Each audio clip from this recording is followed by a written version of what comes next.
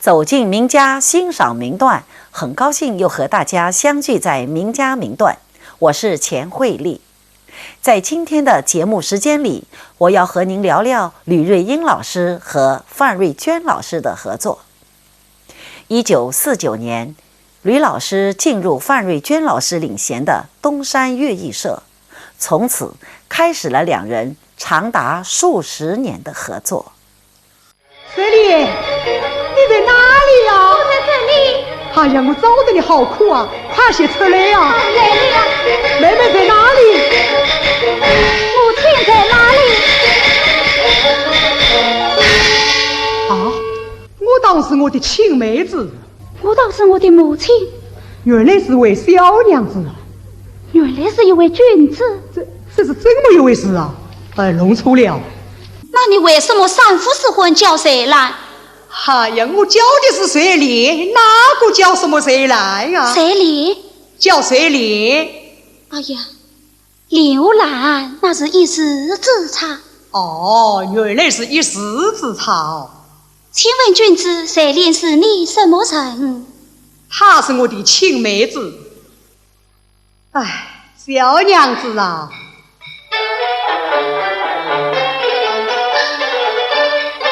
结姻日别俩早难，兵荒有马来，家家逃生无逃难。因此让我兄妹们在中途失散。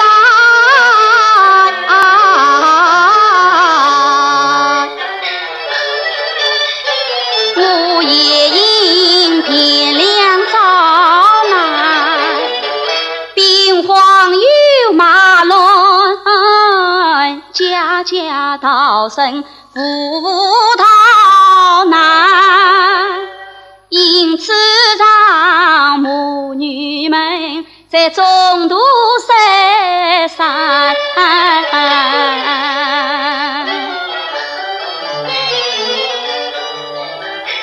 原来是那小娘子不见了母亲，原来是那君子兄妹失散，见他的过我心酸，见他落泪我更凄怆，难怪他要哭闹，难怪他要心烦。有道是求人莫对，求人谁，十七岁来数不完。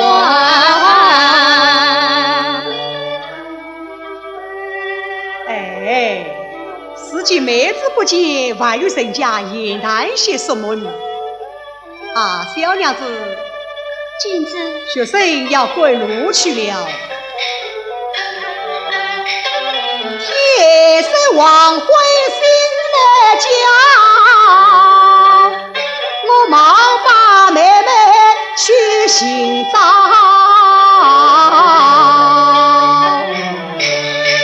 君子，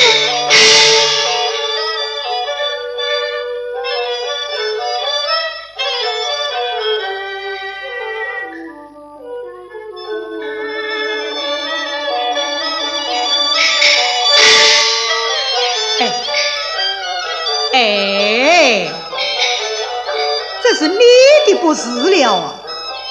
怎么？那大学生的雨伞呢？哎，你好不害羞哦！哎呀，君子啊，在乱军之中想逃生，那顽固的手不手？这小娘子倒也识得有理，但不知你带上我的雨伞究竟是为些什么？君子请听啊，君子所托生言书，必然生子最功利，才因知心生监狱，你何不与我同舟共济？君子啥肯结伴饮，今生难忘君恩义。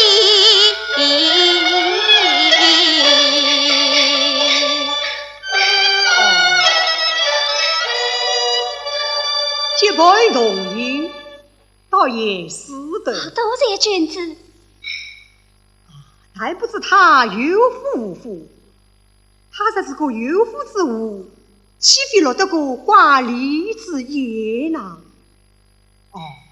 等我上前问明。你这位小娘子，君子，不知你可曾用了茶？哎呀，此乃乱军之中所设器物，哪里还有什么茶？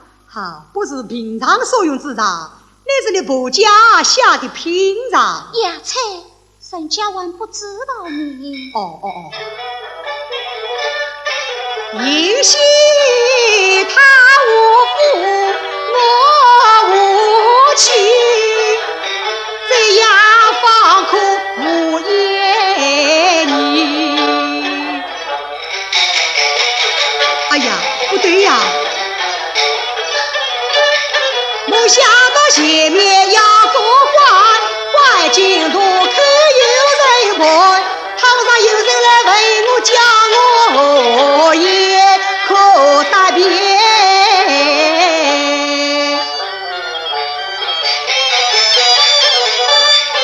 堂上有人来盘问，谁说是亲姑姑送妹尊为王。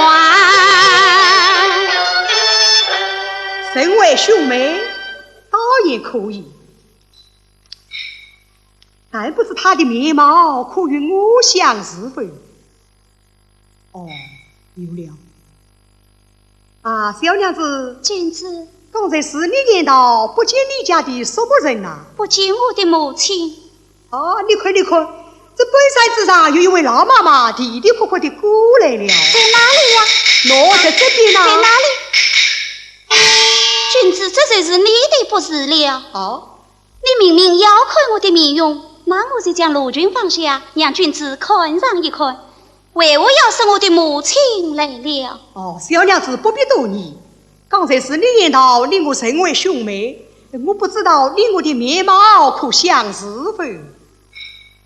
是此事嘞，君子请看。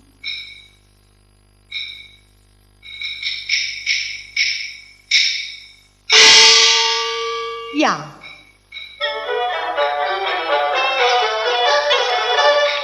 谁说你守得千家把妹呀？可惜是你我的面貌不相像。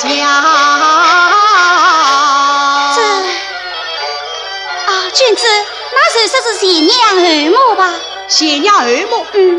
要么你家有，我家可是没有的呀。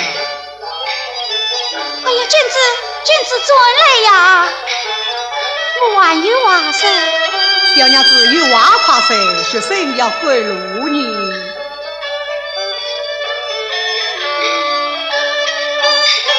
迎前去要过关，关进土口有人看，堂上有人来盘问。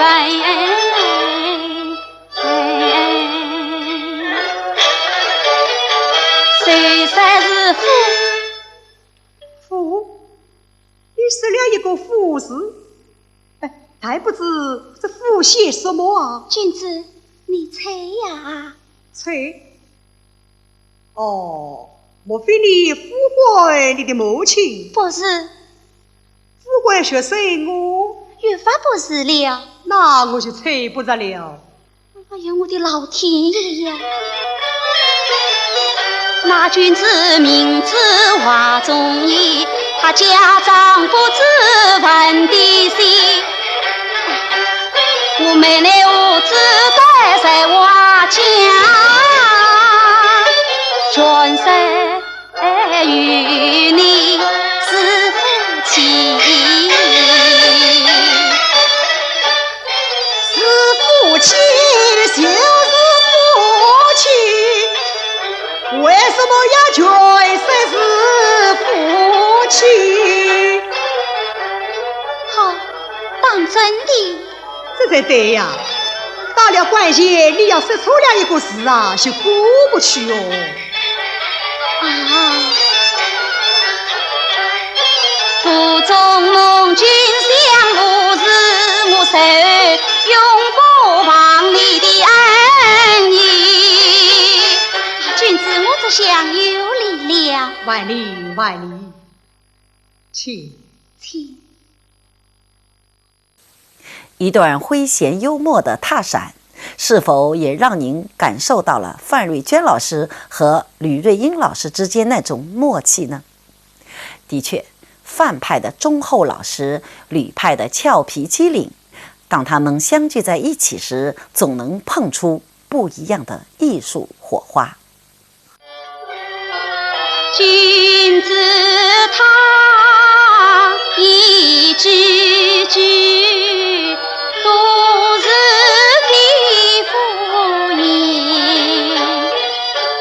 在危难中献出他一片真心来。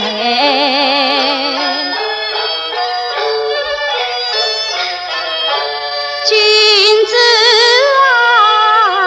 啊，只要你君子在，天大的忧虑都推开，只要你君子在，我俩做等同也防卫，来来。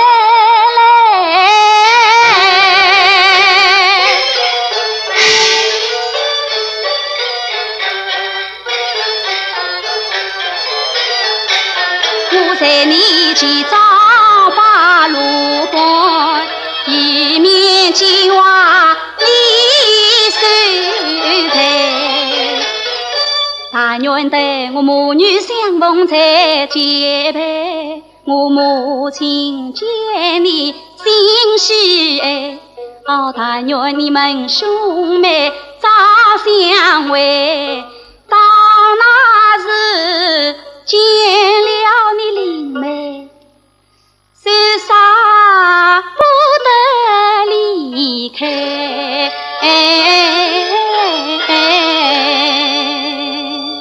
不忙，前面快要过关了。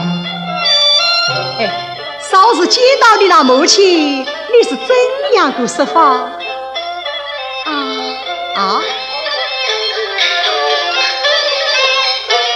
少日见了母亲面，把我们相女经过说一番。你妹在连排冲山，你夫婚在连我当在难，在危难之中相照看，好比亲姑姑送妹转为端。不对不对，你怎么越说越远了？刚才是怎样说的呢？刚才我说过什么话？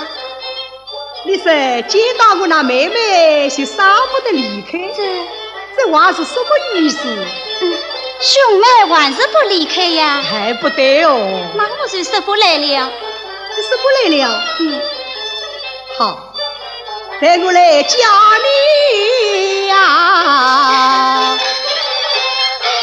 少时见了你母亲面，把我们下雨进度说一番。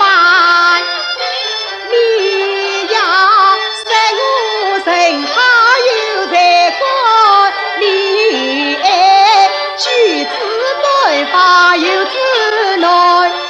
是你把金他谁进我脚心里我结了缘啊！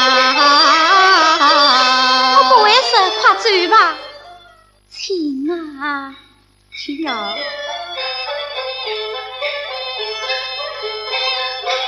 你找妹妹，我找娘，大女带你妹妹回去这一趟，他在太平关顾惜，外乃夫妻永在上。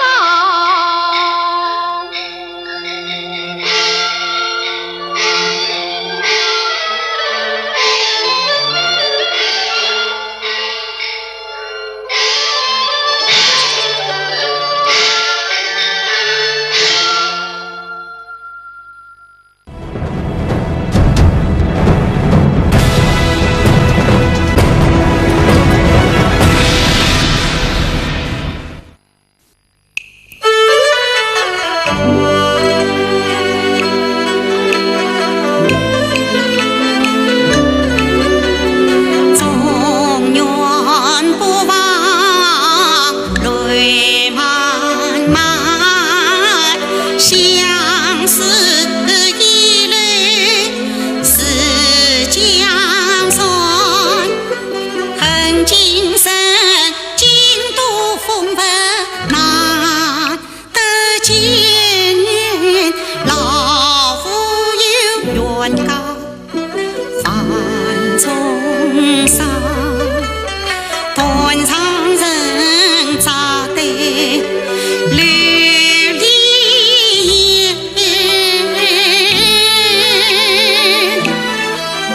我乡愁无言，芳断云天，这凡物相随真把情。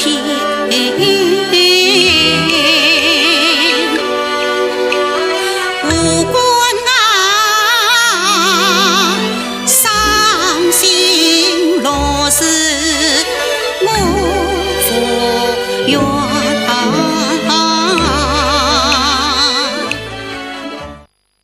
刚才我们欣赏到的是拍摄于1993年的越剧电视剧《沈园绝唱》。大家都知道，电视剧的拍摄比舞台演出要付出更多的精力。当时范瑞娟老师已年近古稀，而吕瑞英老师也已是花甲之年，两位老艺术家却依旧精神矍铄，一招一式演来还是那么一丝不苟。这部《沈园绝唱》也是他们合作的最后一部作品。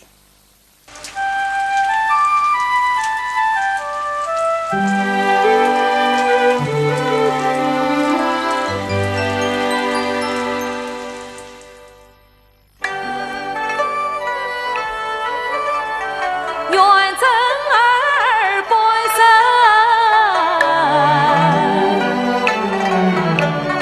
金碧亮，为美长同我欣赏。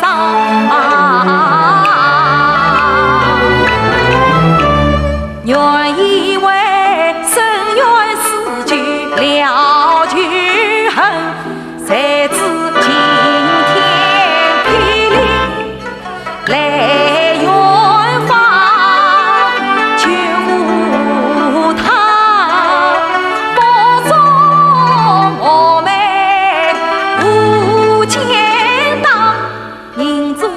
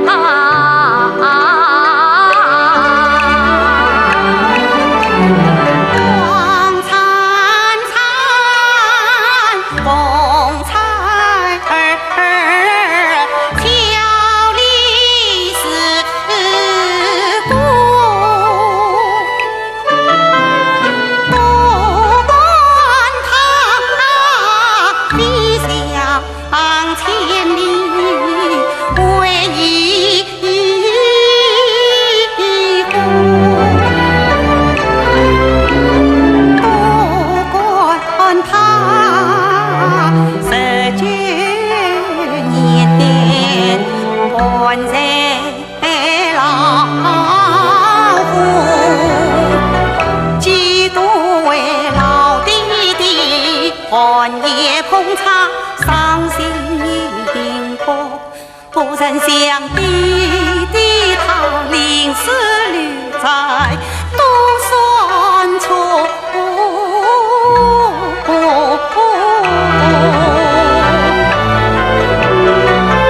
他寄望是在身在北方。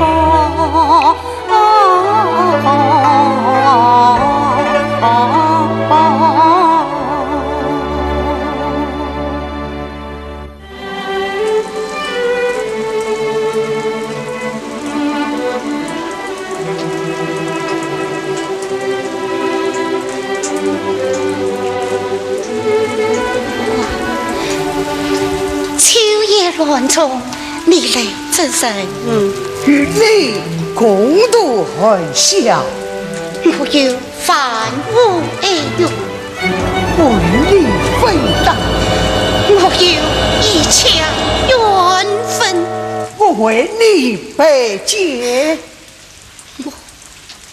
生你父亲，我也不愿多生。你是什么傻话？你有高堂宠爱，我是孤苦一生。我是旧辈子，你是我母亲的亲侄女，何来孤苦之怪？明日是母亲50寿庆，亲朋迎门，你要打起精神，早应里里外外，让母亲高兴。早些歇歇吧。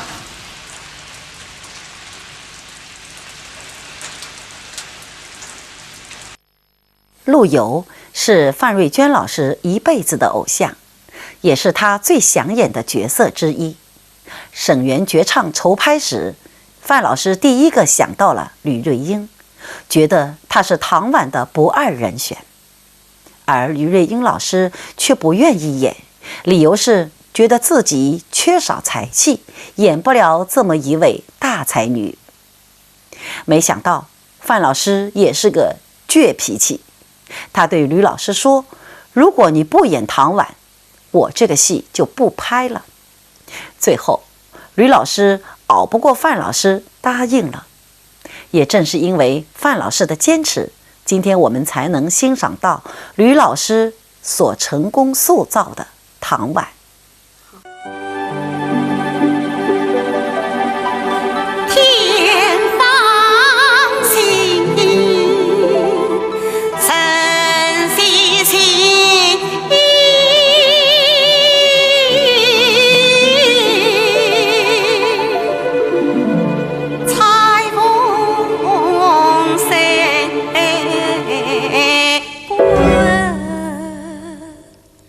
我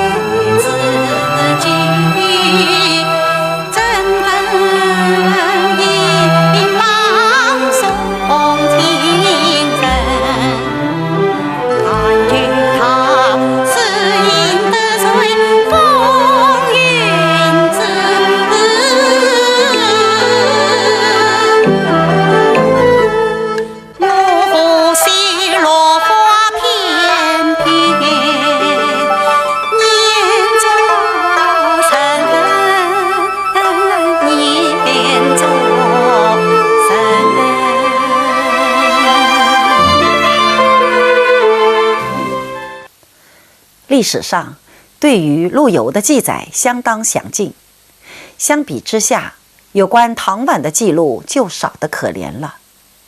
这对于吕瑞英老师塑造人物而言，带来了不少的难度。如何刻画一个令人钦佩、让人怜惜的千古才女？我想，吕老师通过他的努力找到了答案。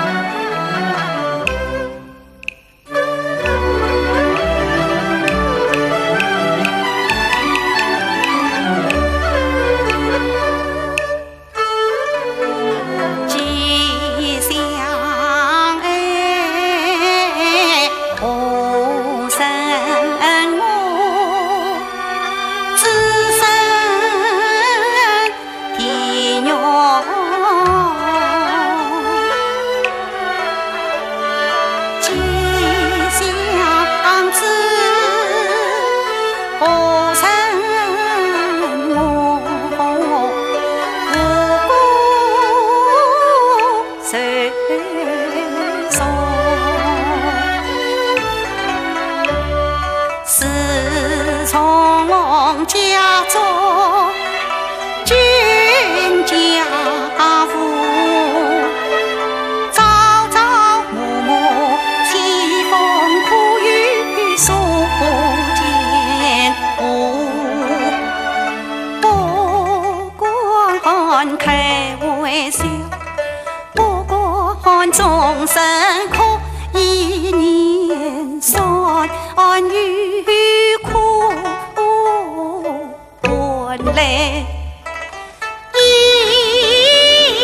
世诉，我是学术十分痛，只想你失去门爱用我，天上不蓝海不苦，长相守连真心。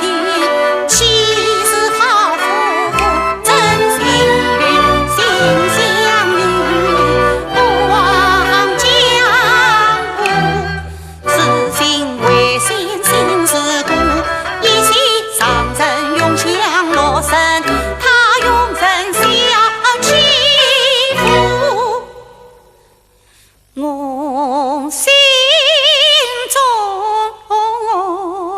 深长长，无关你跨不完爱不尽的好丈夫。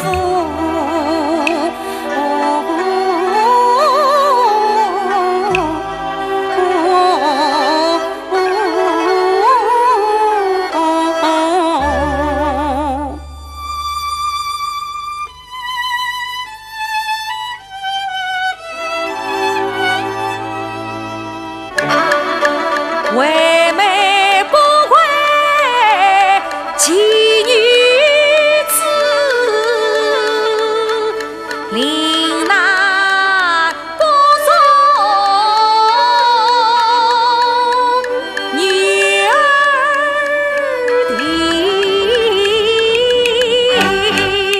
她拟真情深好志气，上当求救儿不定，落雨不问为先知，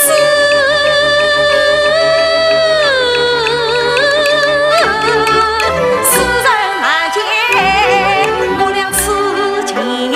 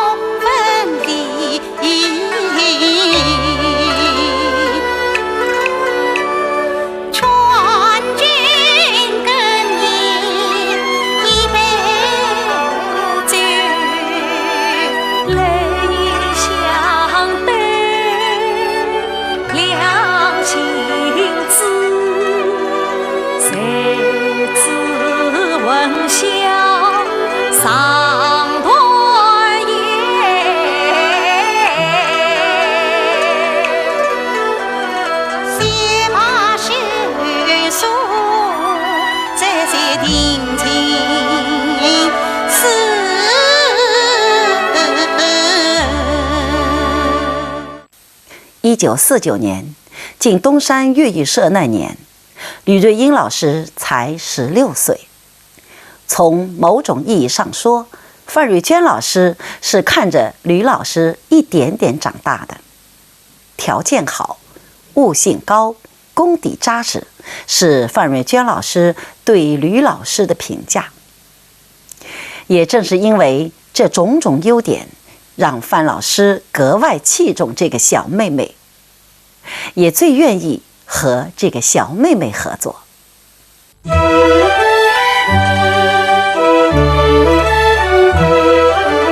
遇见他，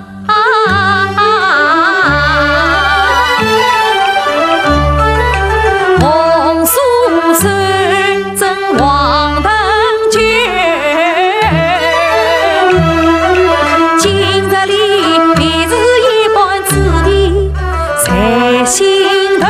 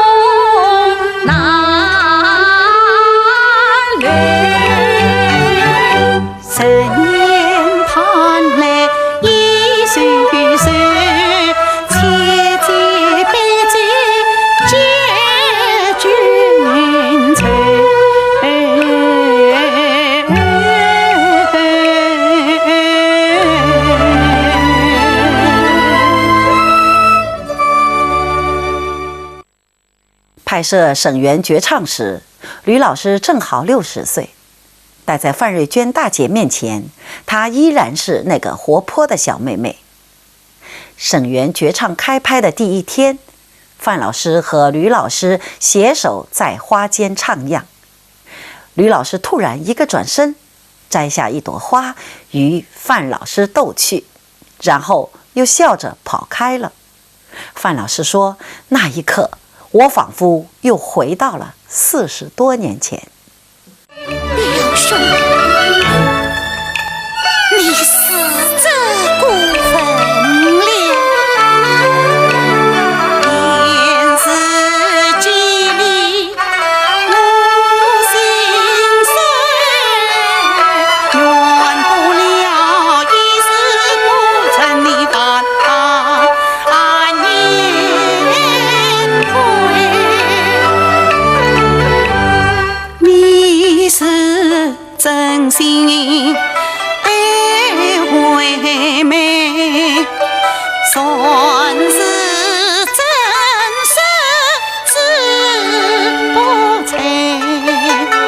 你是真心爱惠妹，将临宝剑宽多为。你是真心爱惠妹，时常必定起风来。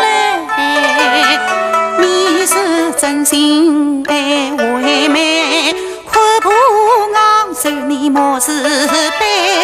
你是真心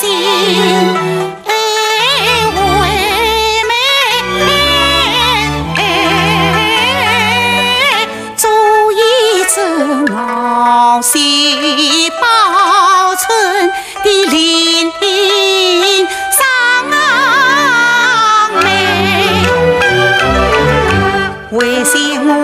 生死须负他去，但盼你长子得瑞开国归。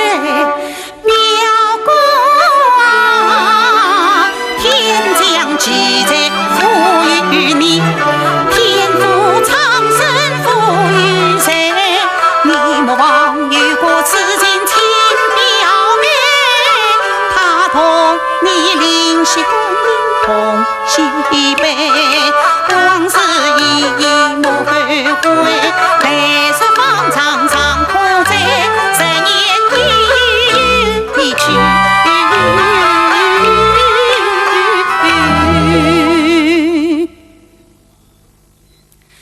表兄你实在最美，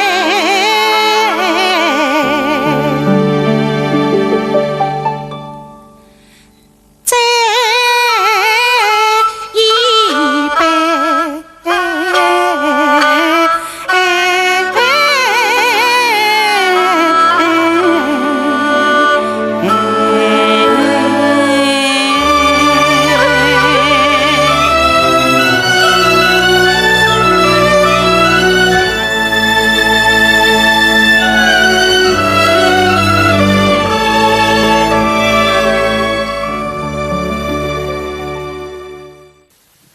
红酥手，黄藤酒，满城春色宫墙柳。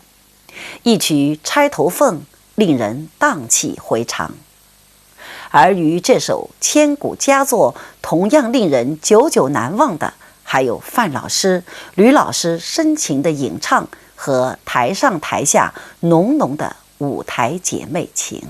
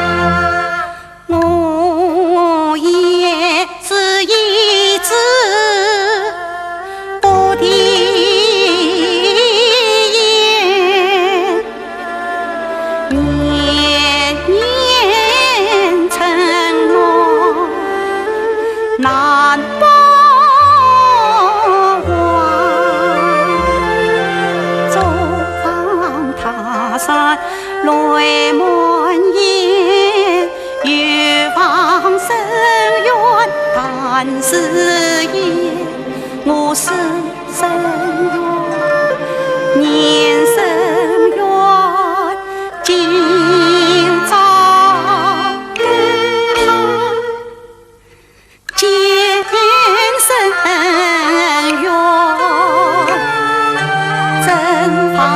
句当年一首同赴宴，诗酒慷慨幸福前，正方记那是深远梦想见埋在心底望，咽下七八哭儿伤，正旁一笔见回老泪洗面，彩头梦丝是刚正刺痛你为先，我是知贤娘已经生死缘无关啊，再苦痛只差不生，绝地难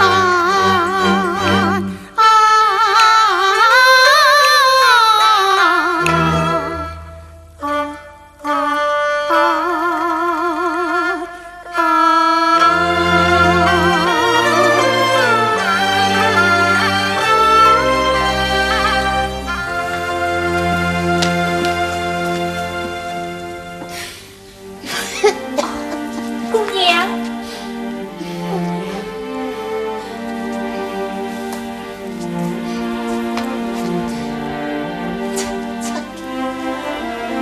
安心，为什么看不见？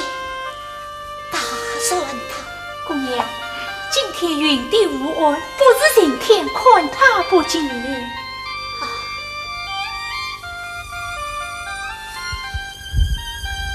你知道这打算他的故事吗？我不知道，也不想知道。姑娘，你的故事等病好了再说吧。啊，该说的时候了。故事三言成内，有意显性神经，声音语聪明伶俐，能诗善歌，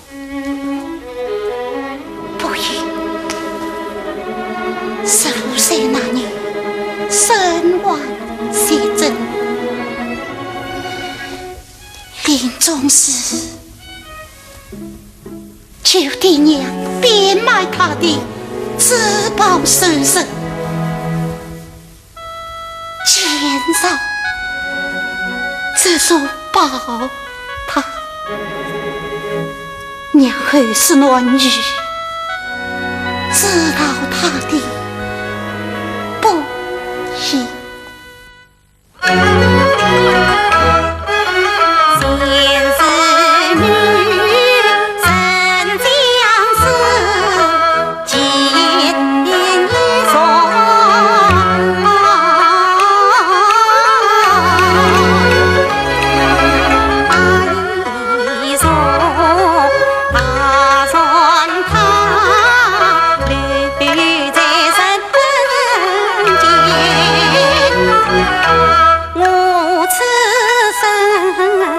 满身伤痕，满腹咒怨，只剩下断肠一纸留身边，愿断肠对其他，试问分担欢喜成举止风雷，生死悲欢，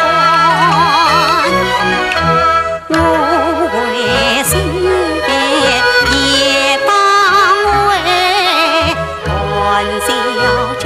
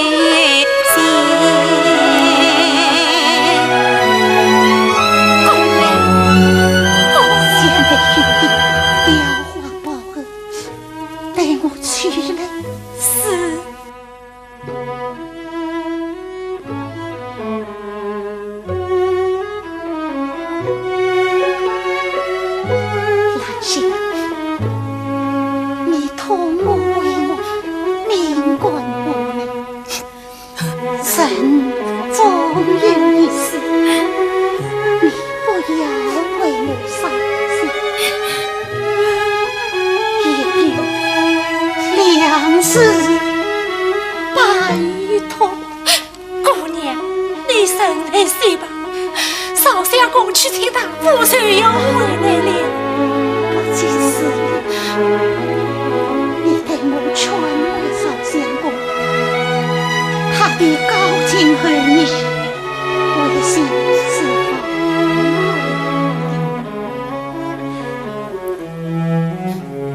你劝他千万记得。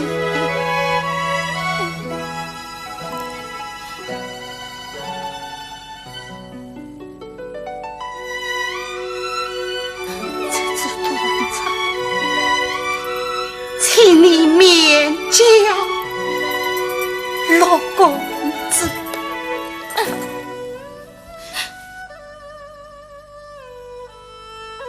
来生往事不停中用，请他把这彩儿带到汴梁东门我那老家，埋在那一只红梅思想，立上一杯上面写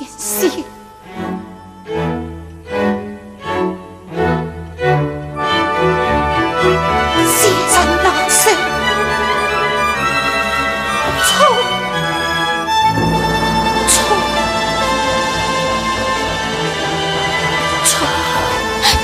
姑娘，姑娘，姑娘。时间过得真快，今天的名家名段节目又要接近尾声了。在下集节目中，我将继续为您介绍著名越剧表演艺术家吕瑞英老师和他的吕派艺术。观众朋友们，我们下集节目再见。对呀，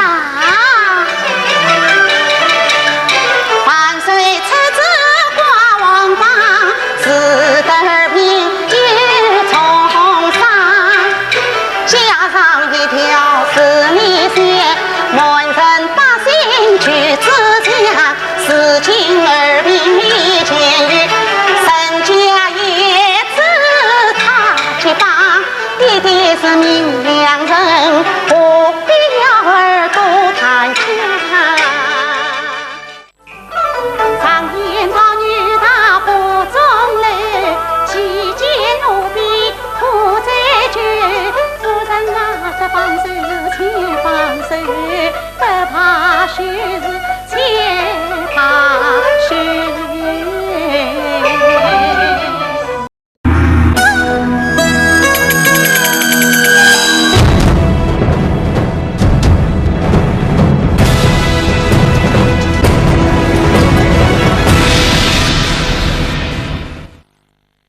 走进名家，欣赏名段。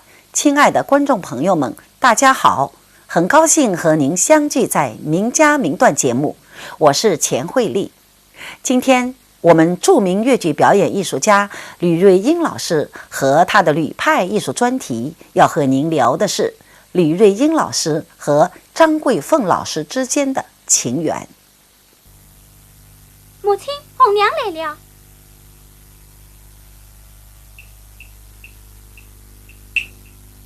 哎，红娘啊，红娘，你才不要紧活，进去见过再说。红娘，哎，红娘拜见老夫人。小贱人还不与我跪下！母亲，你怎么了？不要你滚去吃家法来！老夫人，好端端的为什么要跪？下去。红娘，你自在吗？红娘不自在。为什无在？谁叫你夜不三更和小姐到花园里去的？哎呀，老夫人，红娘不认去。不认去？红娘是又不敢起心，是谁见来？回郎接来。我命你陪小姐迎接所生，谁叫你迎着他无影乱真？花江城万有来，万事千行，免得我同家法，你小命难留。你不生我当死你这个小贱人！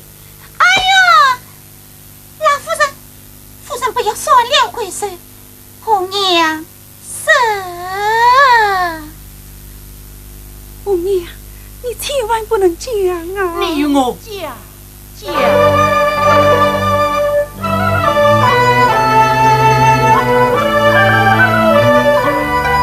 红娘那是与小姐怎么样？也若是听了真心，听了真是做什么？我与小姐言将军，你讲究什么？他是夫妇并一句，要到新娘去你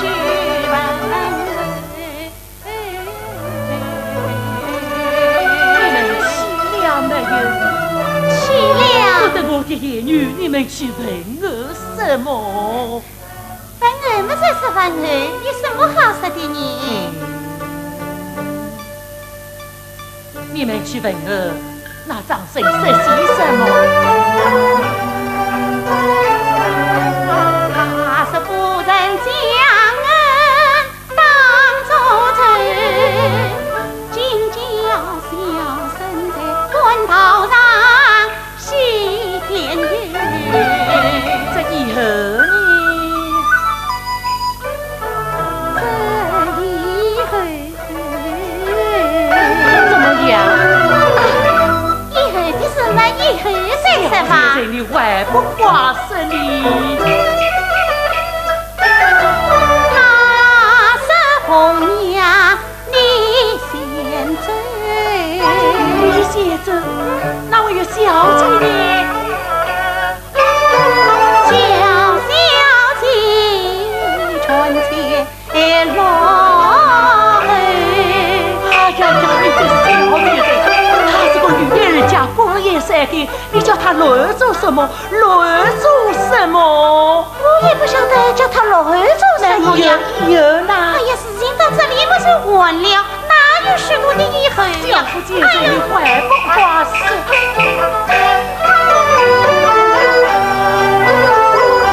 为儿才上绿梢头，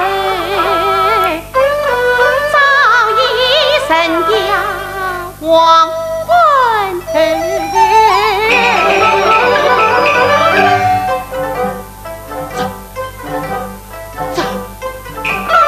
常言道女大不中楼，其间奴婢苦在绝。夫人啊，这放手请放手，不怕羞是且怕羞。事情已经多久了？哎呀，夫人啊，红娘夫人把十月起，月月来早已心娘相投。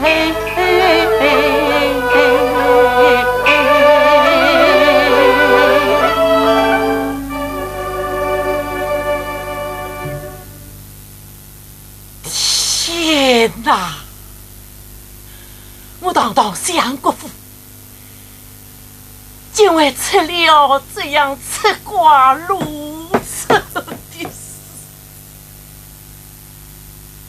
我把这金手拉到官府去，带我把这金手拉到官府去。你去告谁？去告张生。这事怨不得张生，也怨那个不是兄弟先生，也怨不得小姐。都是你这个死丫头一人之故。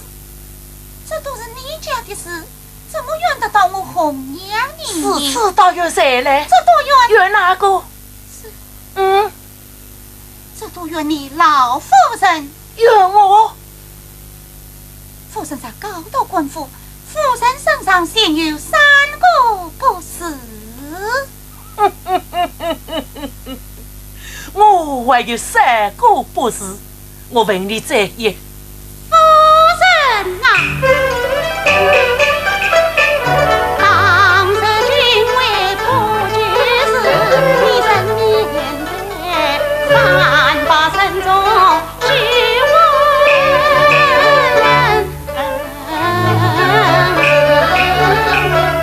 妈妈将军真为提前堂张生一封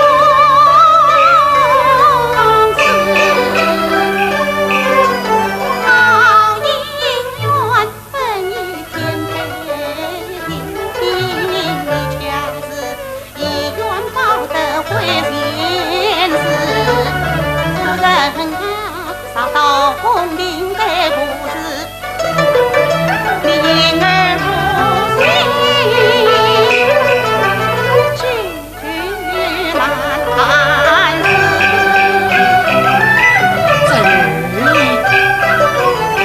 妇儿有半妇儿，一缕芳生在心相思，才是这冤女狂夫两得面，本已故事家多年，你允不是？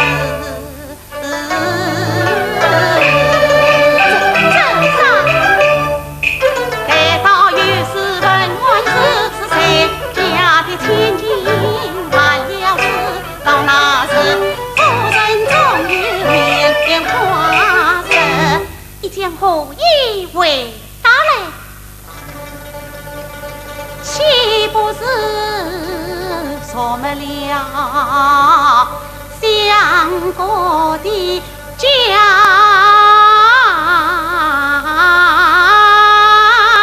生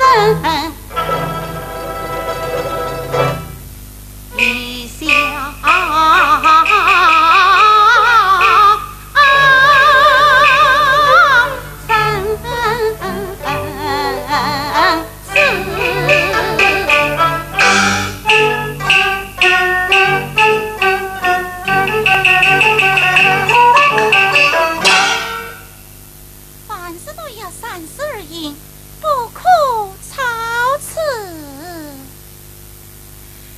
此事难道罢了不成？事情已到这个地步，只怕爸也遇不得你老夫人，不怕也遇不得你老夫人哦。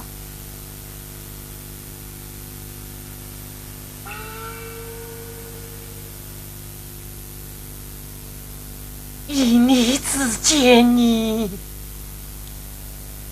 老夫人，红娘回去了。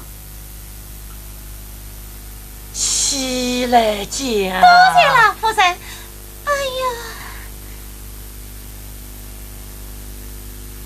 在与红娘之间，不是杀鸡小姑人情没事，把小姐许于张生，这不是还了吗？《西厢记》中，我们看到的是一个对红娘无比严厉的老夫人。然而，在生活中，张桂凤老师对吕老师的关心却是无微不至的。当吕老师因为要求加入华东戏剧研究院而遭到养母阻扰，感到前途迷茫时，正是张老师给予了他最强有力的支持。而这次张老师的拔刀相助，也对吕老师的一生影响深远。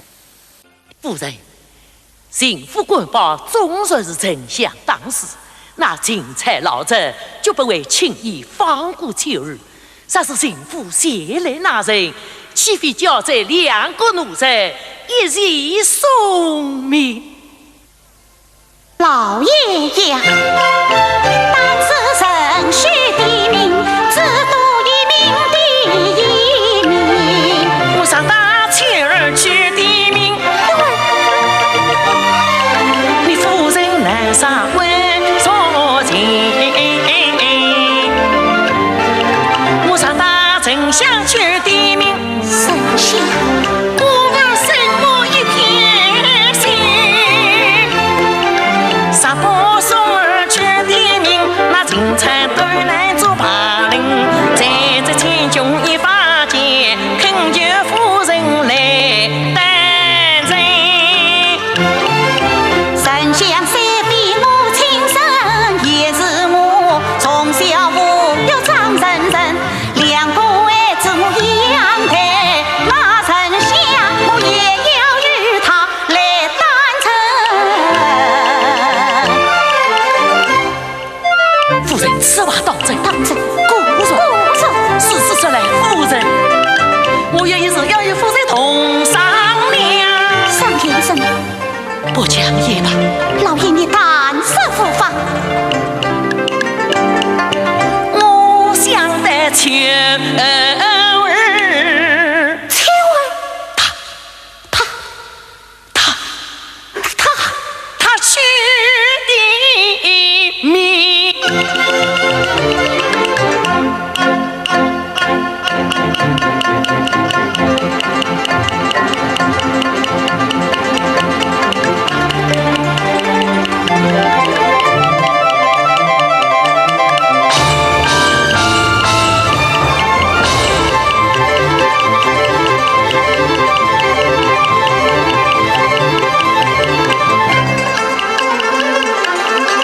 丞相虽是其名字，秋儿也是你亲生，你救了丞相。夫人，杀秋儿，夫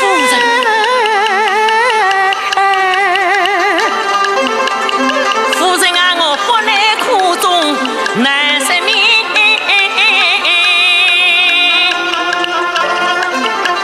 秋儿是你清光荣，也是我夜闯一条根。真乃当时钦差子弟兄俩总有一名保不成，两个孩子该啥财富，人一看是我的。我两个孩子都不杀，那钦差是何肯关心？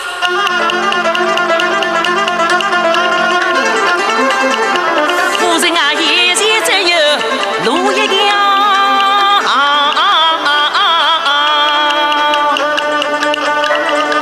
就一次来杀一命，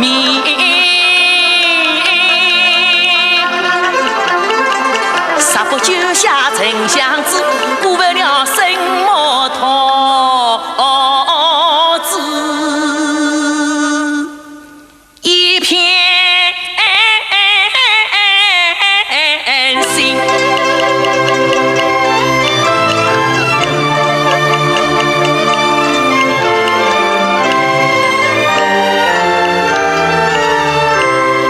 心莫为然，人间路，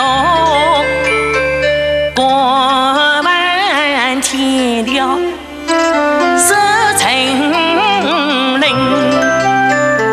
心莫为我留言长，华山压顶十三层，心莫为我留言长。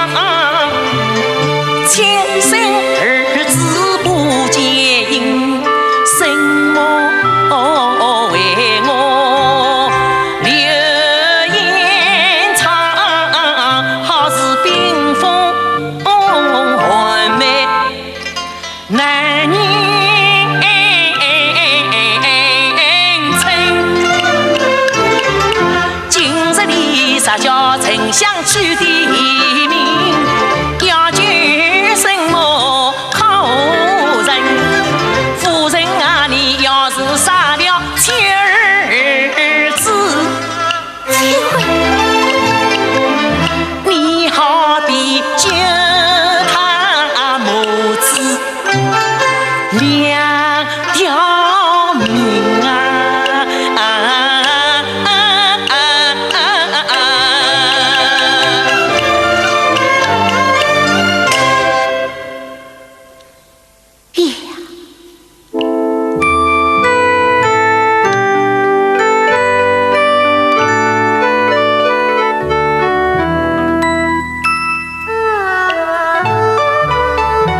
老爷把话来提醒，王贵人心中安是真，我杀不杀妻儿子，难见老爷悲哭情，我杀不杀妻儿子，叫丞相怎能去逃生？我杀不杀妻儿子？可怜生我现在原是无身份，我杀了妻儿子，真乃是母子关锁痛连心，昨夜难来。哎呀，我有言难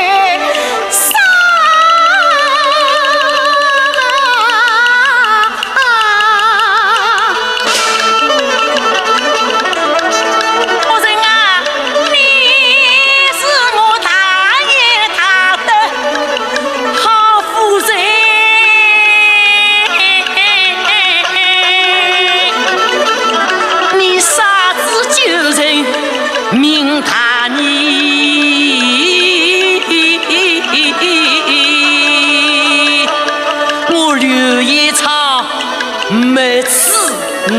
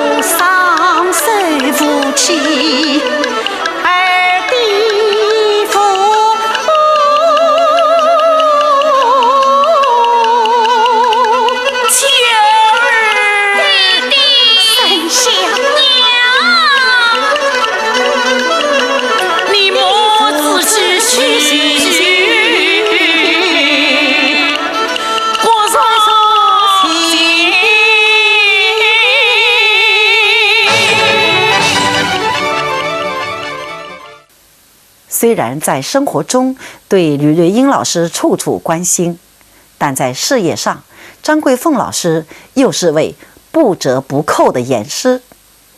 吕老师天生活泼好动，兴趣广泛。加入华东实验越剧团后，有一段日子，吕老师看什么都新鲜，乒乓、游泳什么都想学。看到吕老师玩性那么重，张老师可着急了，每天像老和尚念经一样，在吕老师耳边嘀咕：演戏要考真功夫，要下苦功夫。有时候脾气上来了，还要骂上两句，把吕老师骂得眼泪汪汪的。不过哭归哭，吕老师也明白张老师是为自己好。也正是听了张老师的话，吕老师收了心，把更多的精力放到了舞台上，塑造了一个又一个经典角色。一天地层面君王，为何见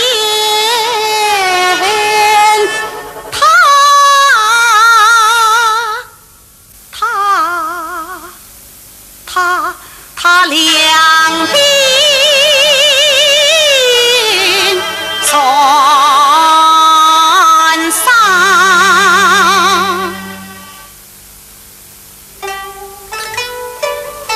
王儿好像有什么话要对朕讲。臣妾见大王事有所思，国王事有所虑，不知生虑为何？朕在想，今天是什么日子？大王万不能忘记，今天是什么日子嘛？难道王儿忘记了？臣妾终身难忘我。光阴似梭18年，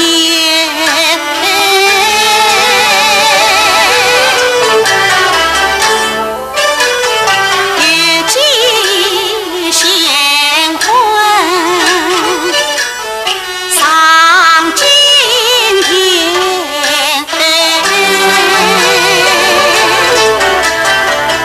我是弟妹连人，虽无言，君王你是一往情深，恩是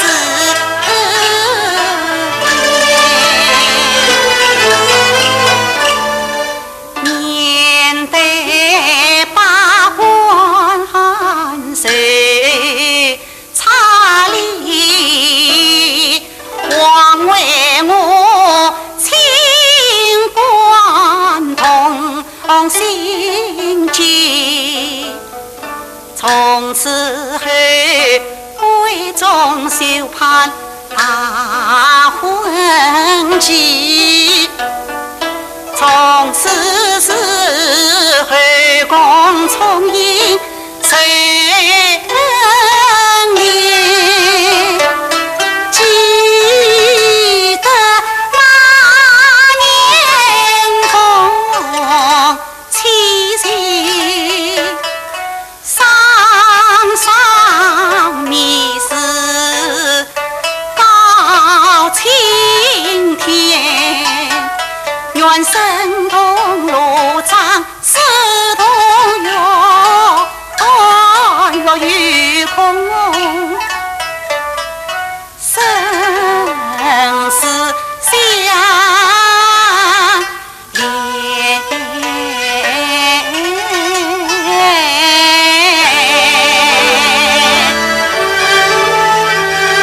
这一切，王儿都没有忘记。大王隆恩，臣妾刻骨铭心。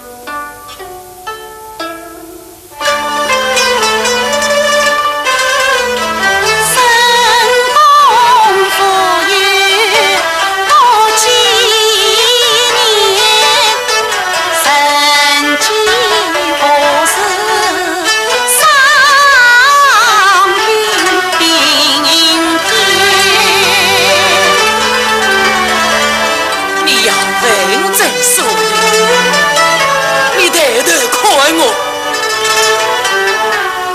看着我的眼睛。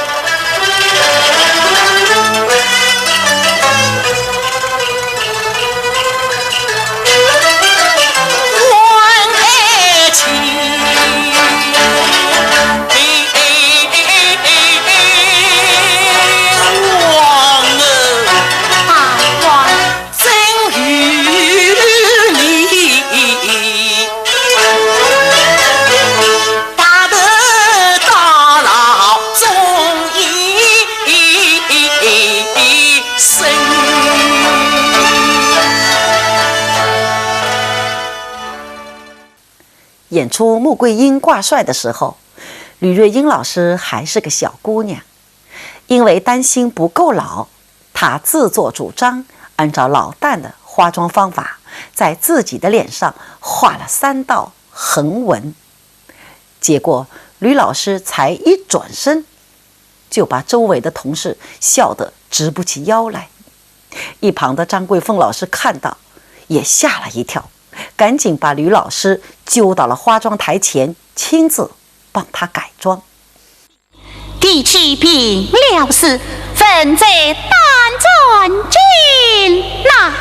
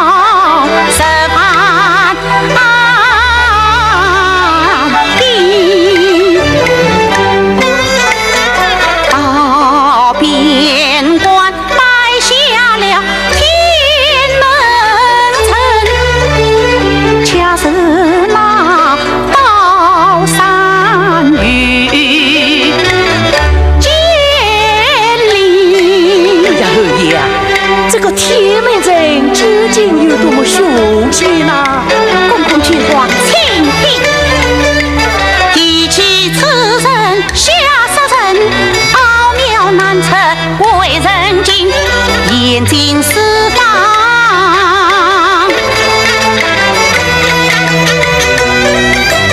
安排庭马步色彩承恩忠心，风风明目风头人，两军带来厮杀尽，杀得那众标兵为可浪豪纷纷逃命。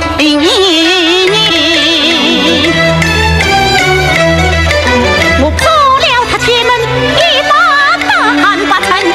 好，他马车到中军帐，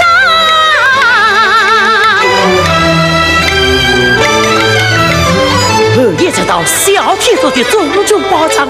万国人到达中军保障，只见顺策一路兵来，一员莽将当出2会儿的马头。他是哪一个？二大的小日记，杀气凌人。莫非却是二王小铁柱？真是小铁柱！只见他头戴乌有盔，身披乌牛甲，胯下乌坠马，手掌破天擦。言字同林面似喷，身高长于色精神狠。你儿不怕这凶狠，走马叫转。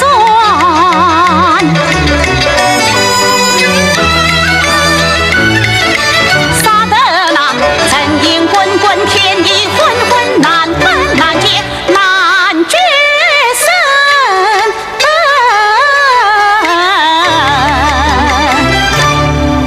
那后来呢？是儿心生一计，我假扮下臣。那是不只是家进京在国，这件马头连着马尾，马着吹出元帅印在赵天儿的脑后荡来。哎呀！是儿闻听风声在响，急忙把头一偏，渡过此人，翻身得热骨，是我为首一才。好，只当得那小天主保恩图说，此川儿讨也。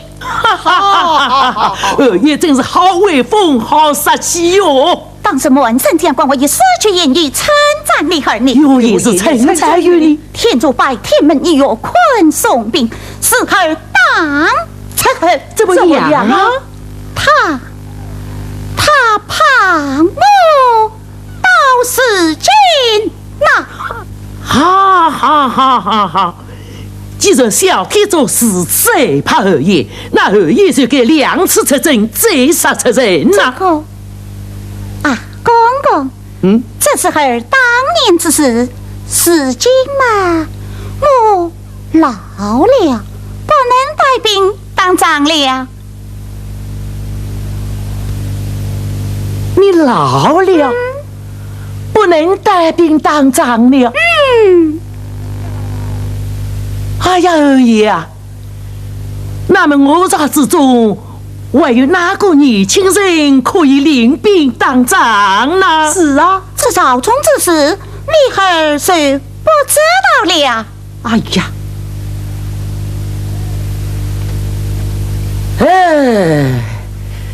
听二爷讲了半天当仗的故事，我这个老口真也当过几个大仗。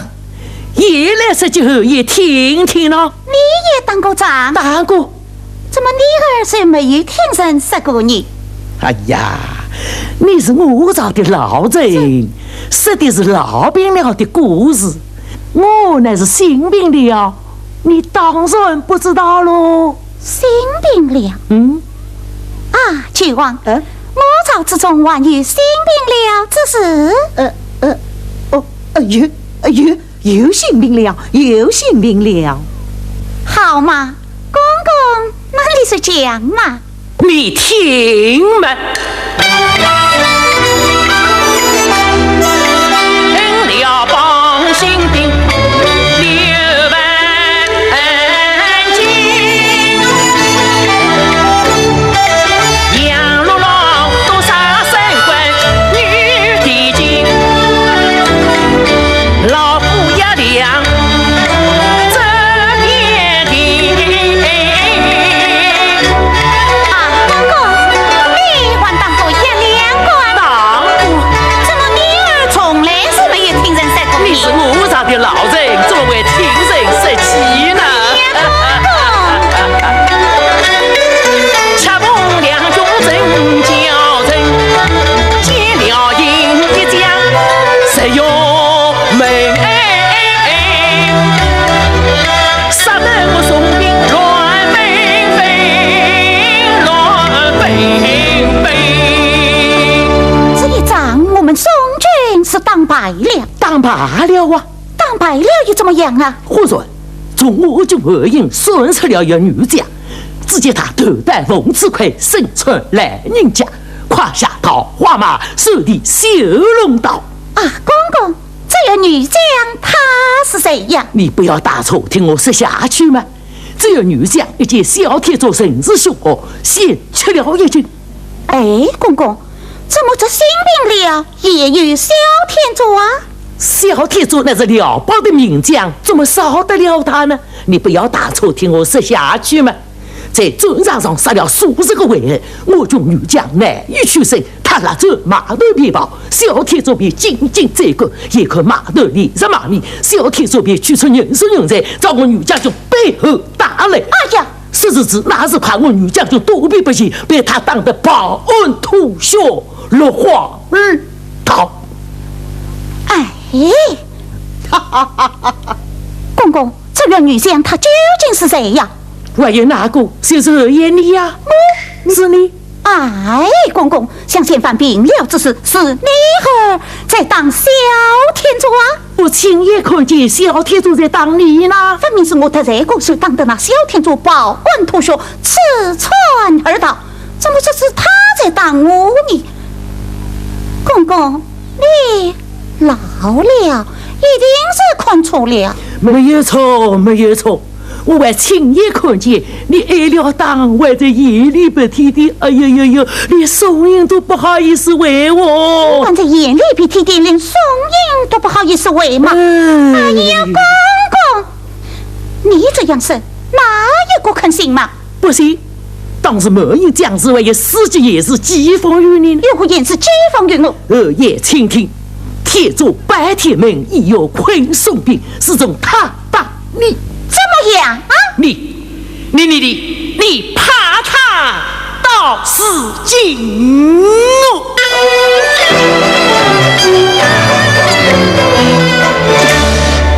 好气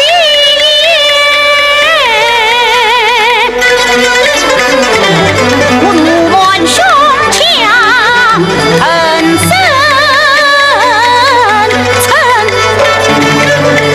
可公公你体面小事归定，啥不行再看我愚蠢教你是个小铁柱。而即刻令用尽人头便听王之王快冒走，我儿说太医不杀那小天主，我死不回京。不回应，谁破元帅引我气势难平，此番洪州去我定把天主请。公公，请啊！请我做什么啊？请与我一同去西征，看一看谁输谁赢。张桂凤老师曾经说，她和吕老师的关系很复杂。为什么这么说呢？打经之中，她和吕老师是父女。沿金山战鼓时，吕老师又成了张老师的夫人。多年来，他们在舞台上演过父女、母女、夫妻、君臣、对头。但无论是哪种关系，默契却始终不变。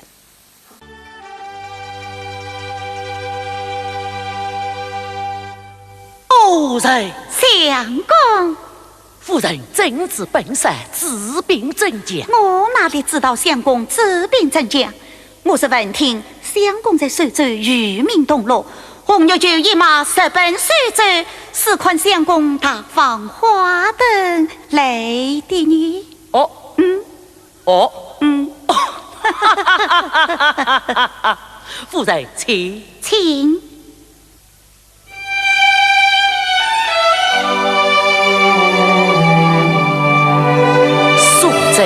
不见夫人，不想在这江湖作乱之时，夫妻竟能团聚。是啊，这是夫人长途奔波，辛苦了。可20年夫妻还想高生死一般。20年了。流光似水，竹马苦楚。一转眼，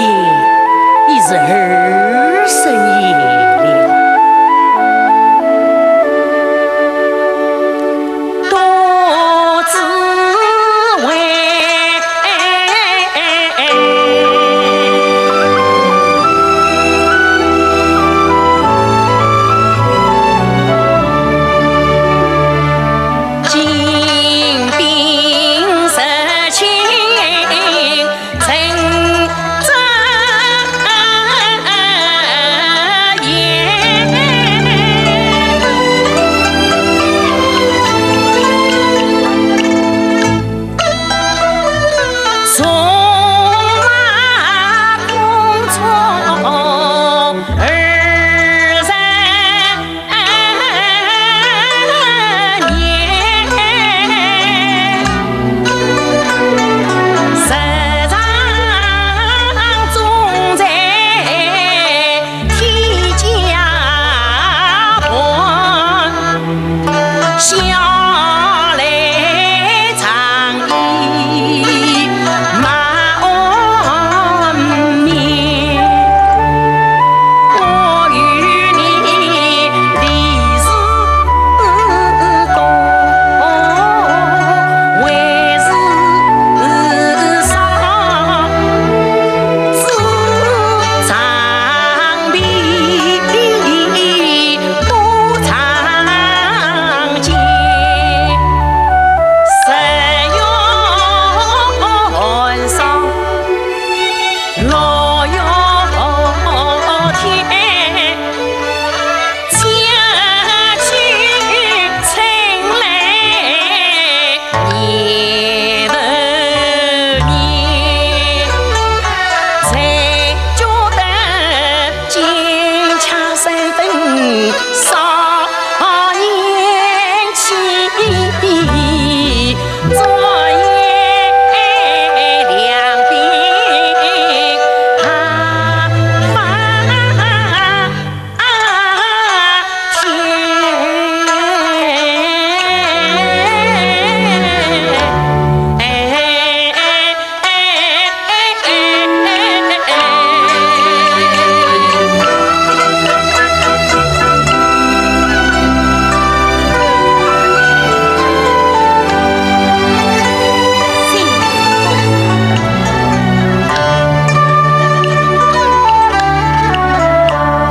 说什么离东为上，靠什么八方心偏，只需是老兵营莫是等年大，孔家他老了红颜。有他是为情他的神小子，为我把头神金线。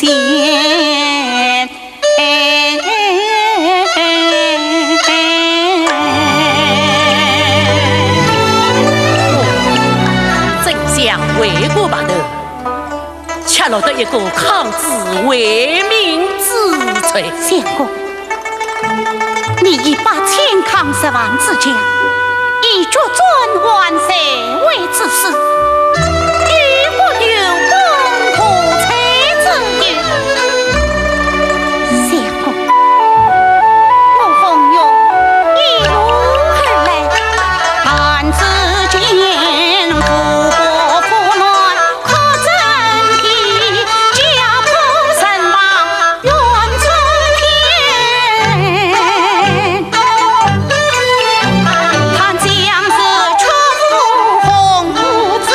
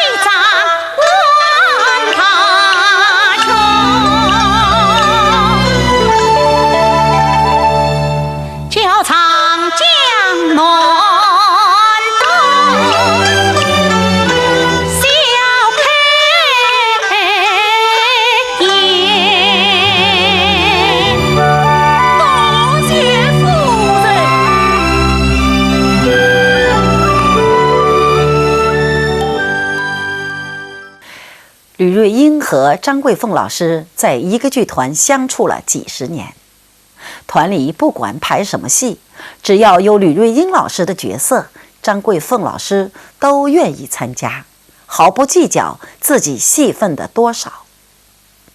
张桂凤老师自己也曾经说，对于吕瑞英，自己有那么一点自作多情。这话虽然是开玩笑，却让人无比感动。或许正是这份多情，才有了舞台上绵绵的情谊。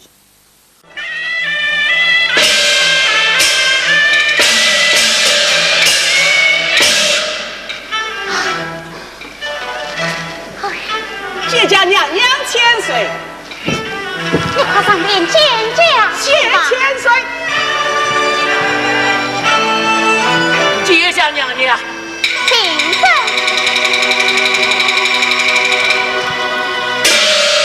哪里来发账之人哦？来自弟弟杀为封家公子，尽在不杀。封家公子你赞他不得，为何赞他不得？他是有功之人。功在哪里？他能医好女儿之病，他真为坤平，不为坤平，女儿真为监狱。他是假扮医生嘞。弟弟，你王邦之上可人泄命，杀敌淫逸之人，山东一道也不得前来揭发。为人泄密，弟弟是不到只有恩将恩报，怎能恩将仇报？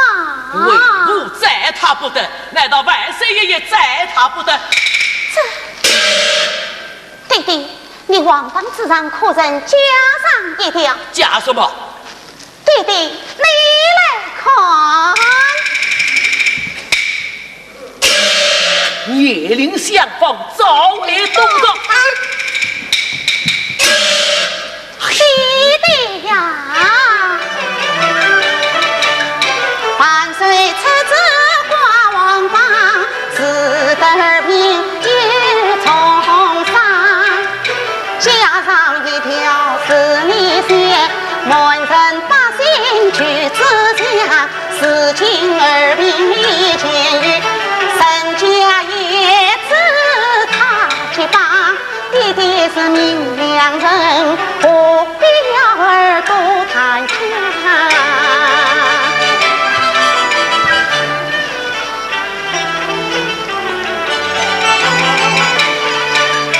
弟弟呀，28岁得你讲，儿与他已经定鸳鸯。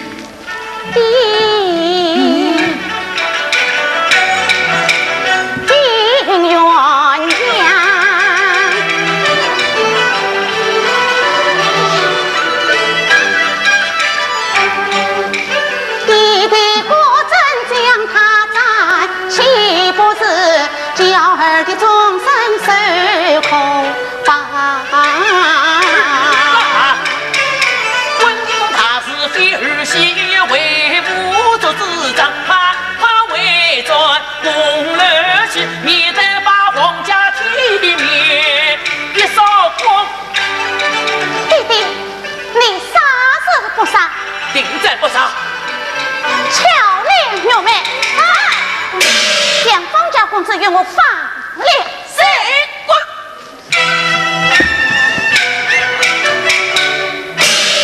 弟弟，得人家点水恩，当报永天，一元报得不应当。弟弟果真将他斩，儿与你上金殿面见君王。介绍了吕瑞英和张桂凤两位艺术家的这段舞台情缘，您一定有很多感慨吧？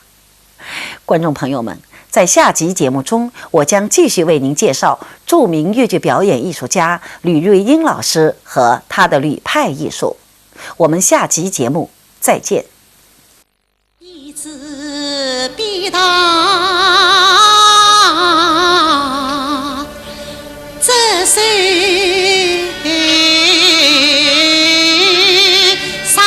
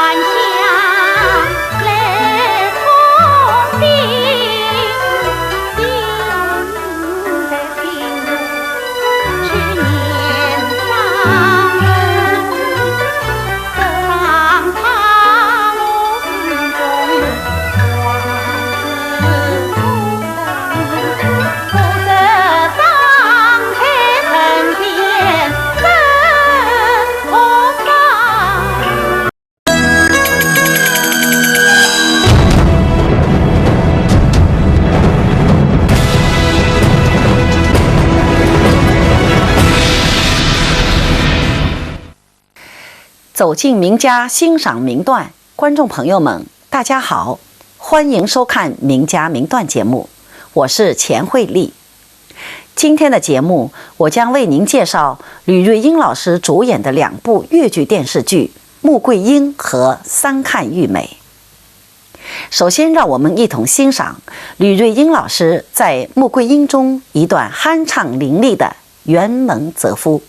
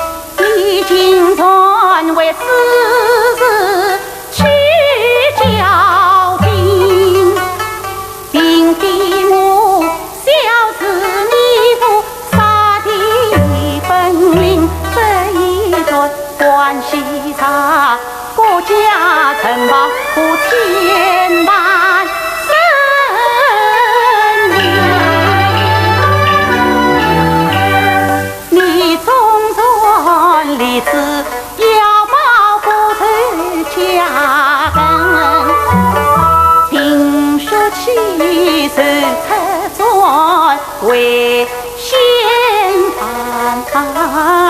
分。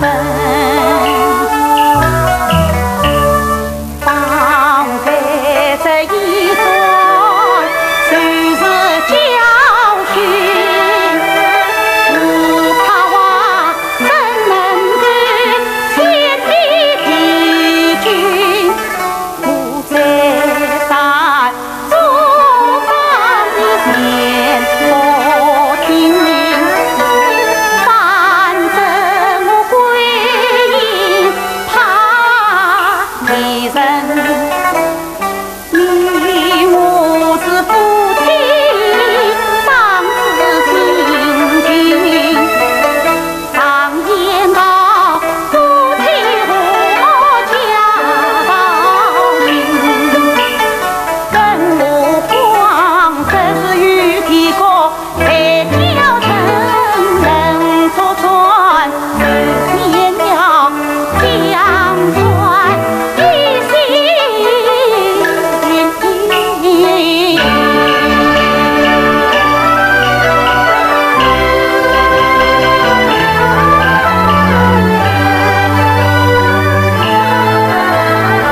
常传是梨花衰尽，木材泥来做仙灵。我也是生意起不停，满脑子一杯我也是公事情。你想一想，红纸把柄早回困，蒙蒙无影，惊叹之名。你我同病无条路，岂能够走得红尘？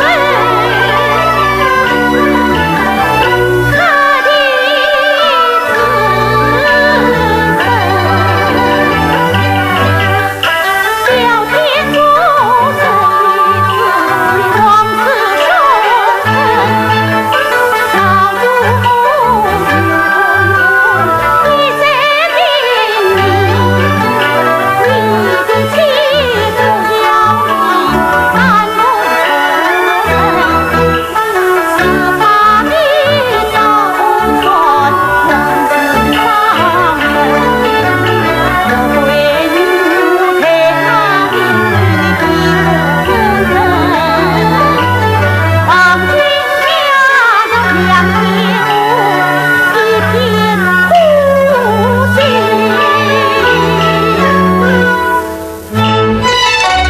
你是我什么神？我是你什么神？你私下领兵出征，我惧怕你无了大事，我是又怕你吃两亏，我是怎样的担心你呀？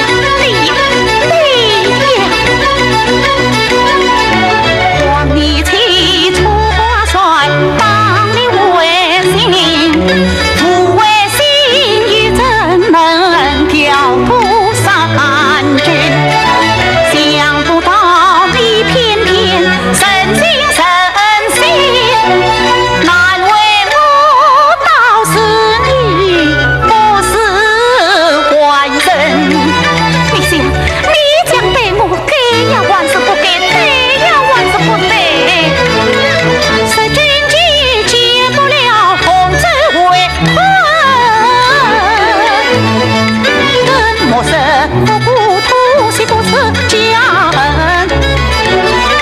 无辜家无名，岂不也变说了我养家为名？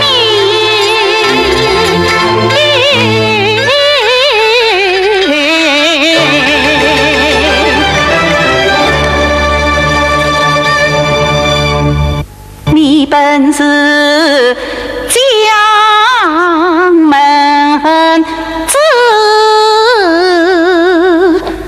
我母是不许多人。你死一死，想一想，出尘何生？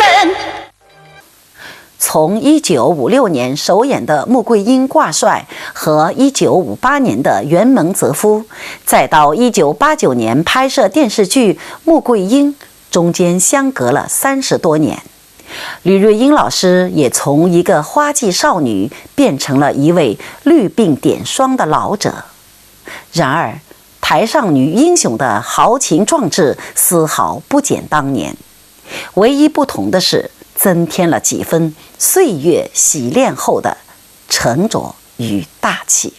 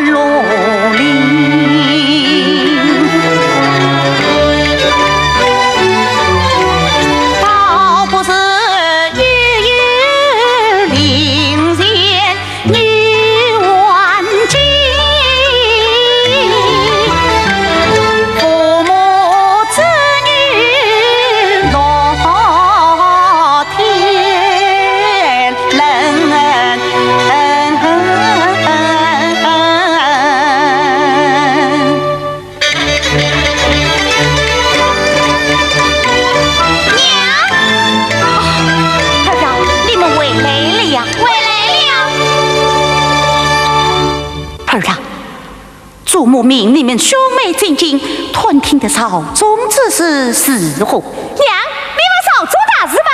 哥哥，解密。我的灵有艰苦的音，是真是假，难辨认。娘，这个真的糊涂精，是真的，是真的，是真的呀，是真的。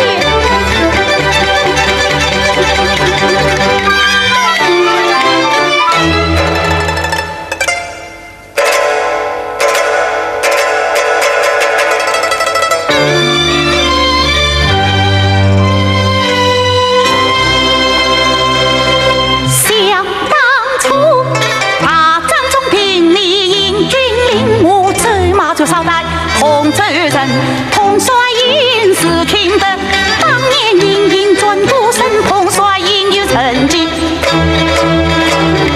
千军万马杀敌人，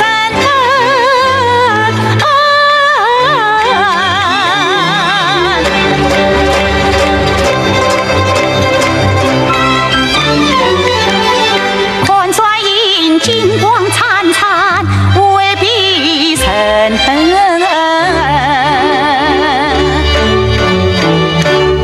帅营不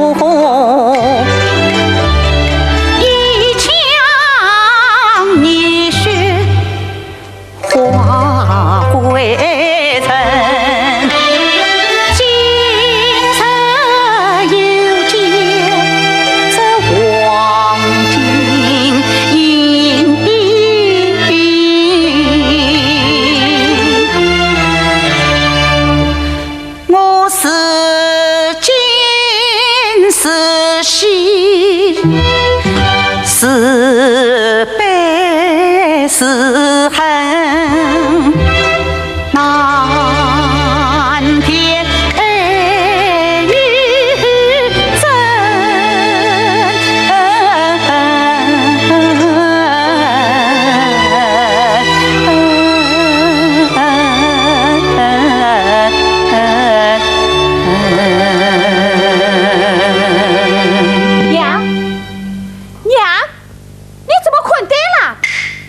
儿啊，这虎头精英，你是哪里来的？娘，这一了帮小天主亲爱我便进，把阎王在轿上比武宣誓，之后儿下个轿上金彩金线，你儿说的金剑落地，还有刀劈王伦，把钱财拨家财于我，凡是想着糟糠甩银，娘叫你挂帅真了确定。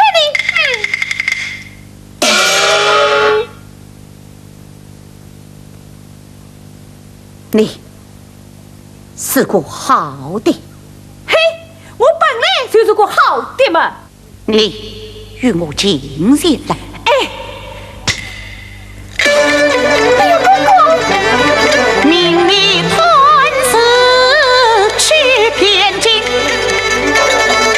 谁叫你教场去把是非生？你一刀劈死小黄人，回家问报元帅英兵。你是村里官年纪小，谁替你挂帅去领兵？你想奴才，叫杨贵快把奴才困。少夫人，快用我把这奴才困了。是。哦，少夫人，是今我是困不成小少爷喽。拿来，拿来呀！奴才，你刀劈王人他来了，糟蹋帅印，这晚了得！给为娘将你绑上殿去晚宴请才。娘，我下次不管了，你少量我吧。娘，我下次不管，你少量我吧。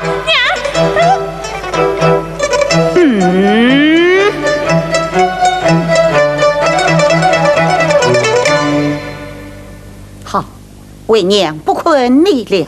娘，你真的不困我了？娘，你骗我！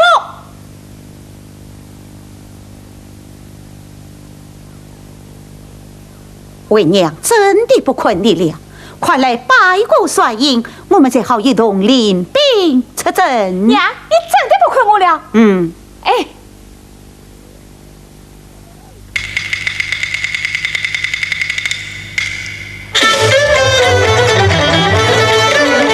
谁为娘请才到偏境？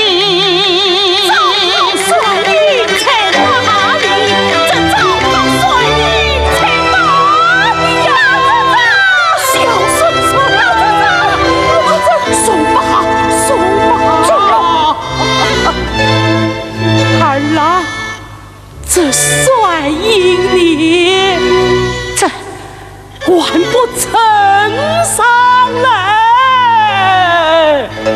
是。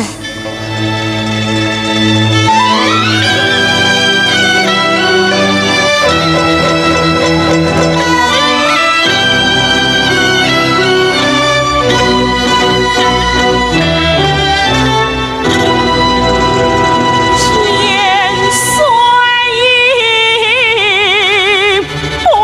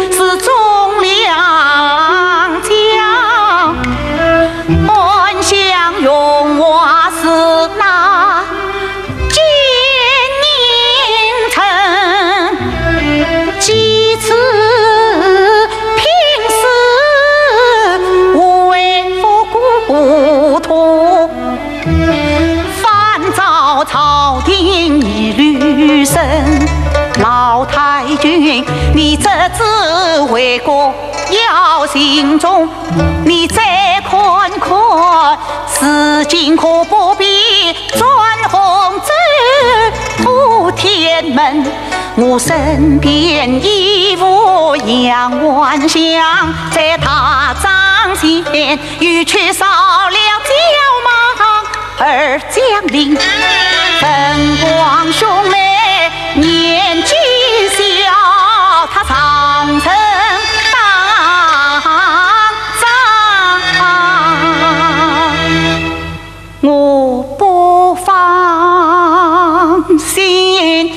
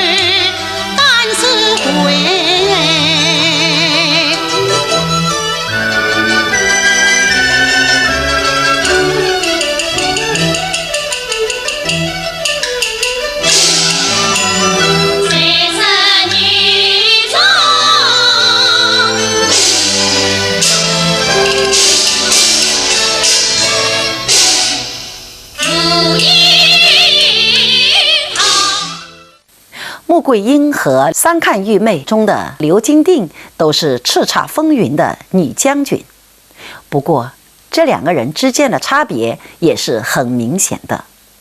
穆桂英是个历史人物，她的故事多半发生在保家卫国的战场上的，而玉妹刘金定是个虚构人物，对于她杀长杀敌的情节，粤剧并没有具体交代，而是对她凯旋而归后的少女情怀做了浓墨重彩的刻画。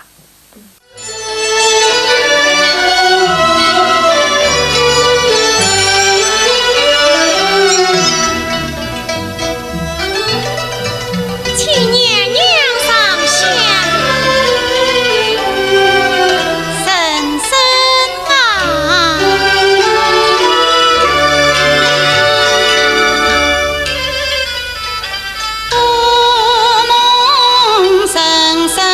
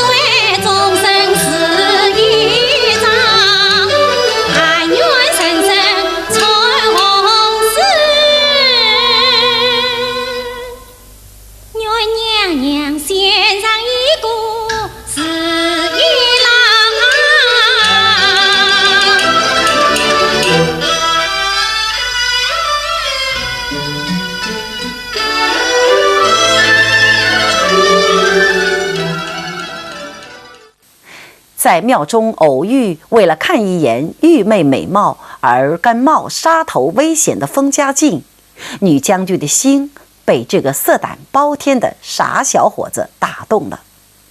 接下来发生的一系列幽默风趣的故事，更是让刘金定第一次尝到了爱情的滋味。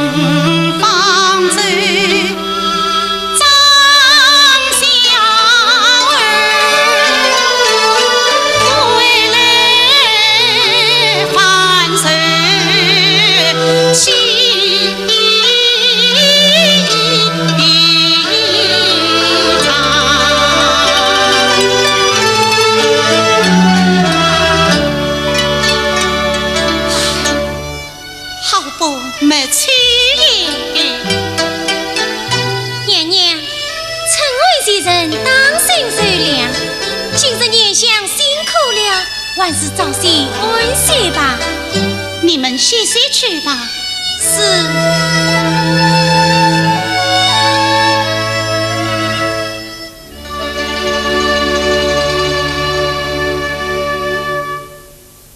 巧丽子，娘娘还在生气。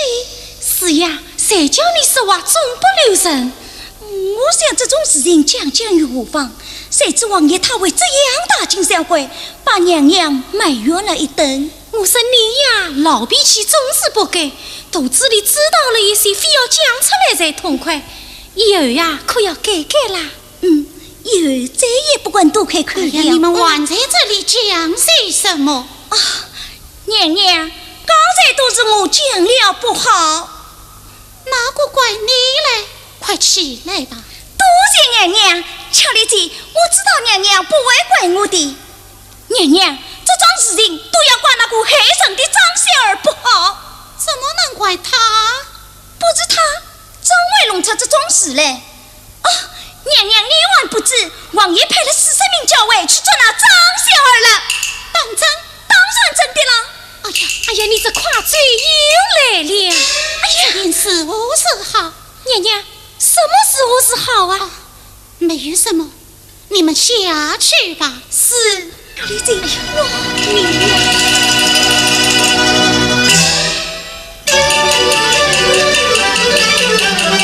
听说是弟弟名人去找他，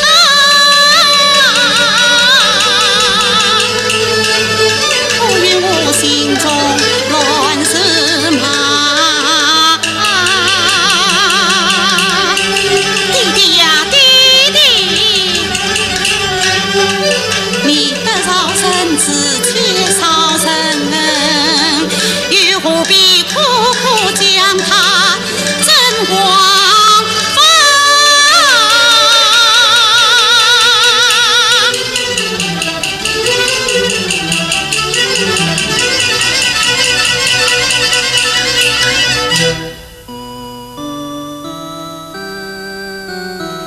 哎呀，真把我救到了！何必为他着急呀？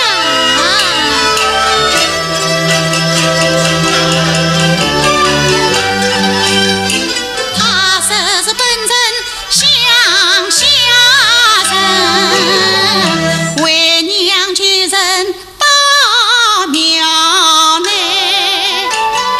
听他贤妇本地音，分明是异乡他的来，再看他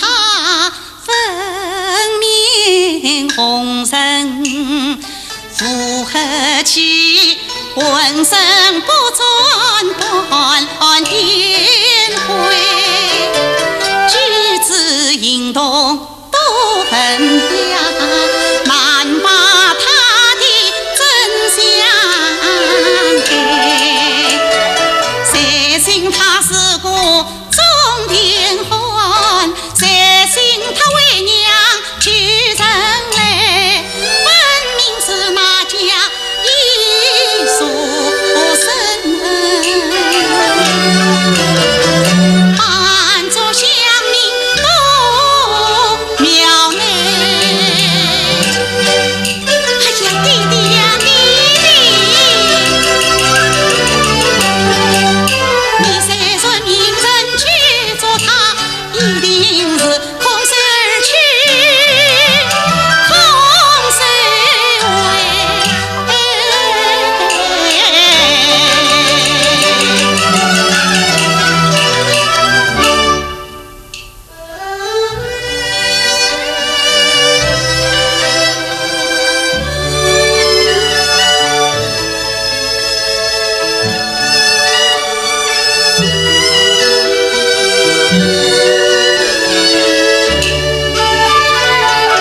他为吾貌似精妙堂堂，我真难猜。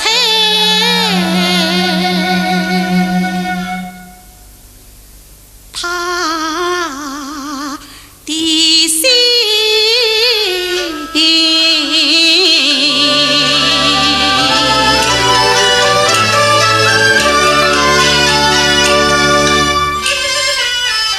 莫不是与同场当渡而来，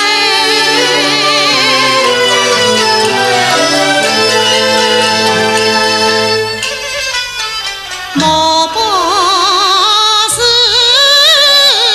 不与我玩笑而来，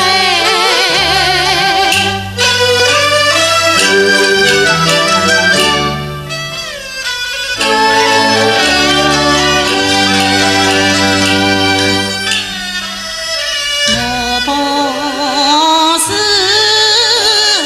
见王八不平而来，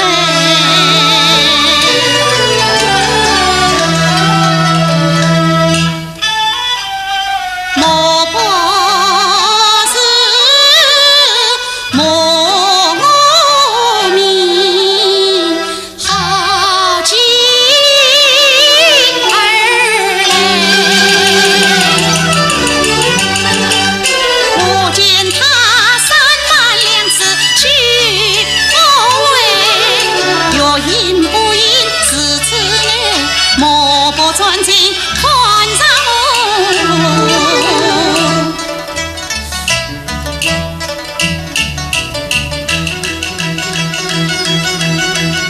必定是必有用意，貌似来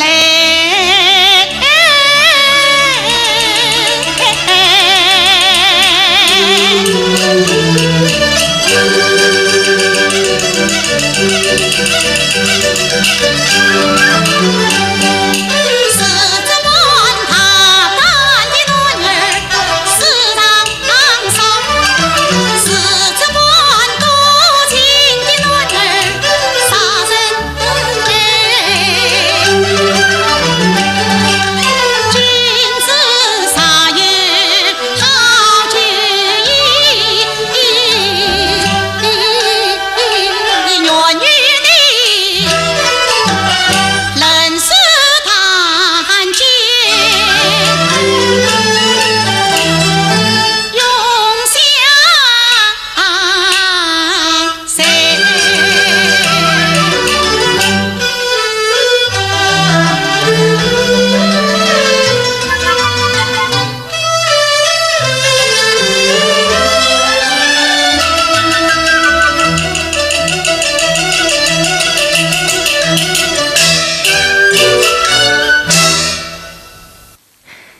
春看玉妹》是越剧的传统剧目，该剧在小科班时期就已经上演。20世纪50年代，上海越剧院重新排演该剧时，吕瑞英老师饰演刘金定，陈少春饰演封家靖。到1986年拍摄电视剧时，封家靖一角改由著名的范派小生陈琦老师饰演，而当时年过半百的吕瑞英老师依旧出演情窦初开的少女刘金定。这再一次向人们证明，青春无关乎年龄，而是一种态度。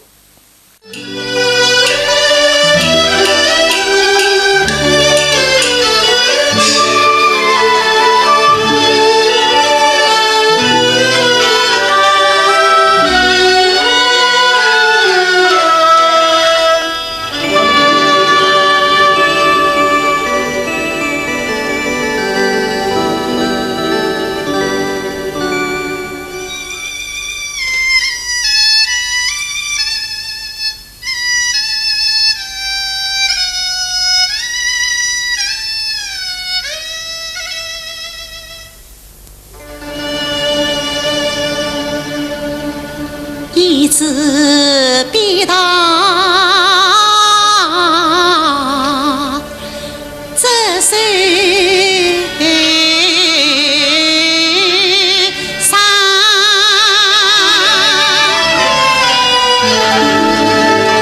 心中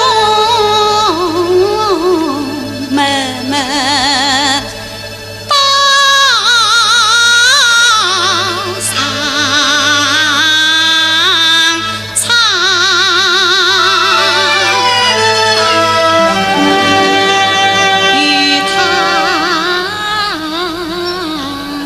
能实心愿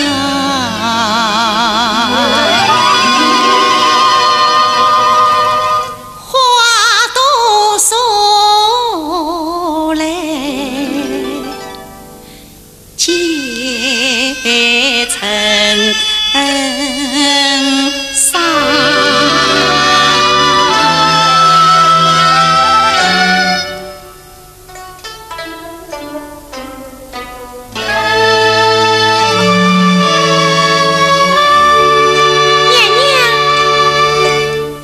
小莲，你与我说一说，这花纸上有多少花朵？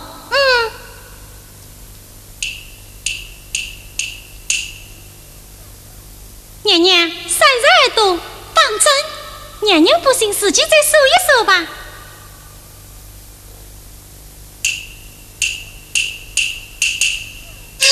哎呀，真是有缘！娘娘，什么有缘无缘啊？我是说花朵落单无呀无要，花朵身上与呀有缘。娘娘，你何必问我？我问你什么嘞？我不敢讲，是你讲嘞。多谢娘娘。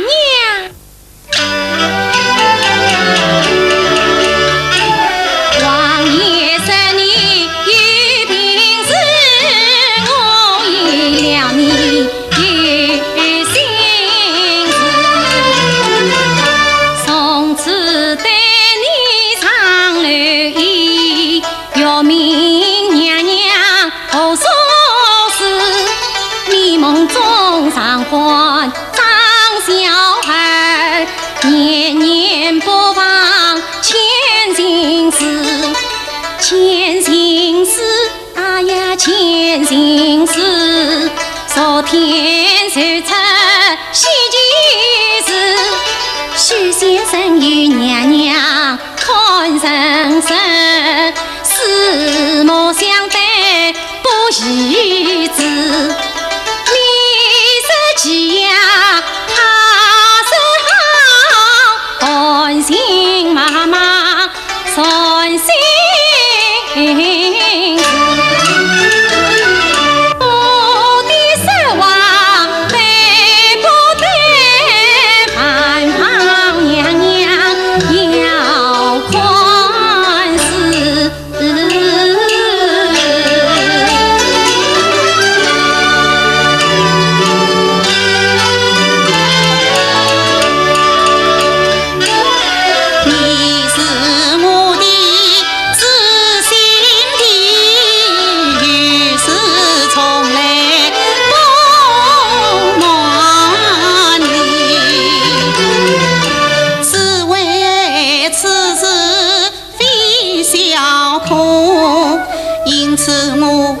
恨在心中从不停，如今你既见明白，我还有一事问问你。昨天来的许先生，是不是在庙中见到的？我看这位许先生绝对是个真命的，定是庙中见到的，痴心妄想到此地。今天他要上楼来，你可问问他的心，只要判明他的心，我就可以定旨意。但愿神神保佑娘娘春心似玉呀，翠。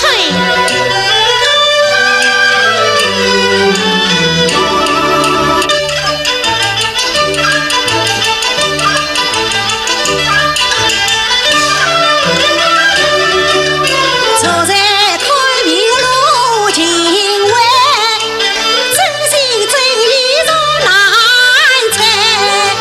93次公路上，但愿能把你断绝。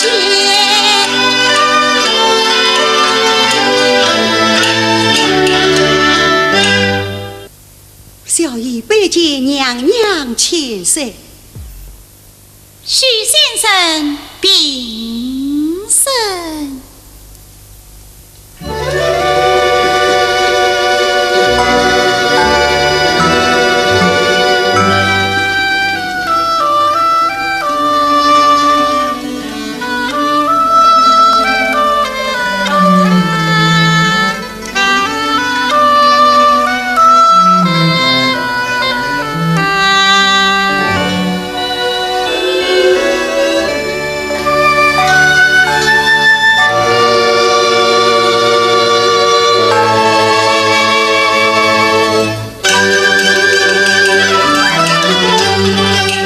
我看他脸上我一无名用，坐在今朝大不动。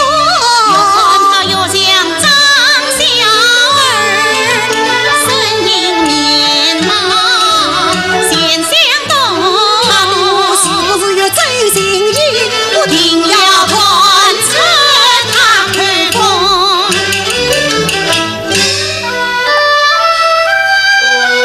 许先生，请坐。有娘娘在此，哪有小姨的所谓？许先生，我家娘娘看病也有不说之理，说吧说吧。多谢娘娘告诉了。不知娘娘服药之后，可觉得轻松一些？许先生乃是神医，我家娘娘啊已不药而愈了。不药而愈了。啊，娘娘千岁，今天命小姨上楼，不知有何吩咐啊？许先生，我有一事同问。娘娘请讲。许先生，你真心啊？哎呀，娘娘，许先生当然是姓许呀。是啊，不知夫君何处？哈达门外。什么地方？哈里糊涂。哈达村。对，哈达村，哈达村。主上做甚礼？主上八代结义，我已是第9代了。府上共有几人？家里共有6人。哪几个？弟弟、母亲、兄长、嫂嫂，还有小姨我。失了5个，还少一个呢？还有一个是谁？是妹妹呀。啊，娘娘千岁，你闻得小姨这样仔细之人哪？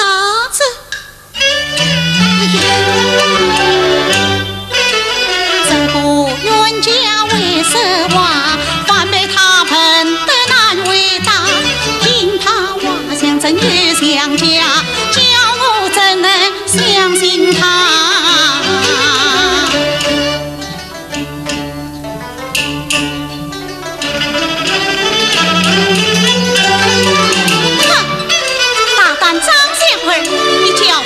请交换一生300两次钱来谢龙于我，该当何罪？哎呀娘娘，小姨我真的是徐先生啊！还是徐先生？大胆！你不肯讲真话，杀毒怒气发，定要叫你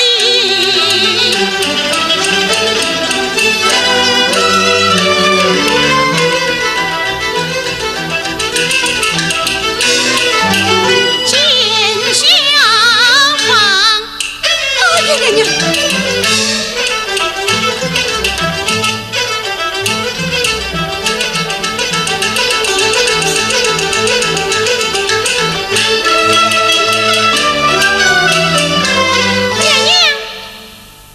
因我发怒要杀他，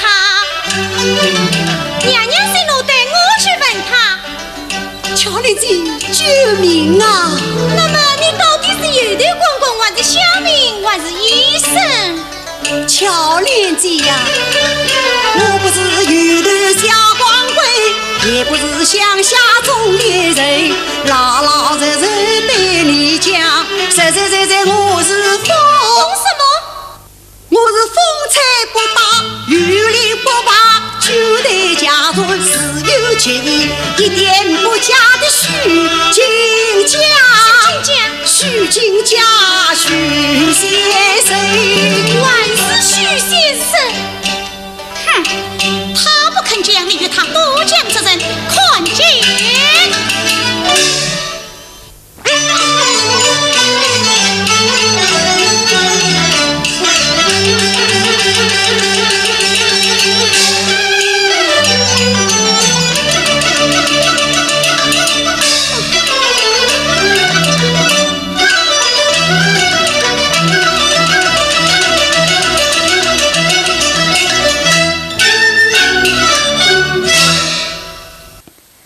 在三看玉妹故事的最后，刘金定以御赐双连笔相赠封家镜，世显白首，但被金定之父刘天花察觉，以调戏皇亲之罪将封家镜押赴刑场处斩。后在金定周旋下，皇上下旨赦免封家镜，并赐两人成婚。剧中饰演玉妹刘金定之父的，依旧是吕瑞英老师多年的合作者张桂凤老师。弟弟，你来看，年龄相仿，早为动作。弟弟。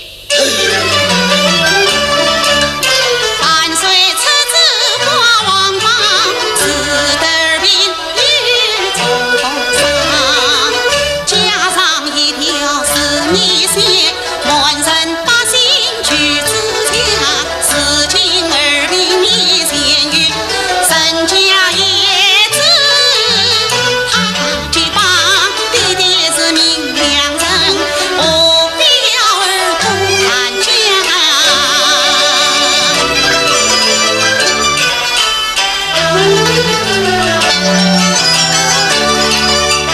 弟弟呀，儿把实言对你讲，儿与他已经定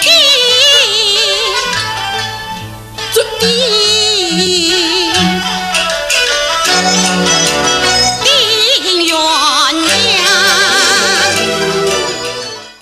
欣赏了轻松欢快的三看玉妹，今天的名家名段节目也到了和您说再见的时候了。下期节目我将继续为您介绍著名越剧表演艺术家吕瑞英老师和他的吕派艺术。观众朋友们，我们下集节目再见。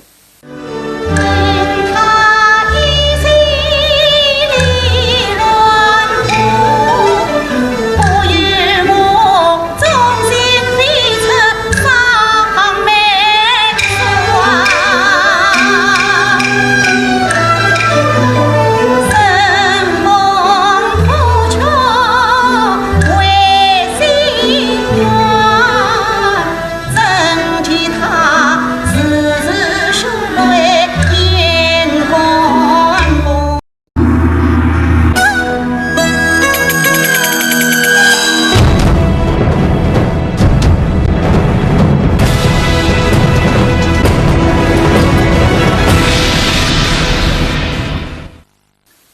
走进名家，欣赏名段。亲爱的观众朋友们，名家名段节目又和您见面了，我是钱慧丽。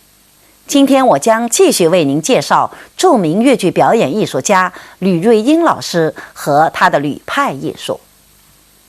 《凄凉辽宫乐》是吕瑞英老师主演的又一部经典作品。接下来，我们就一同来欣赏吕老师饰演的萧皇后这一传奇女性。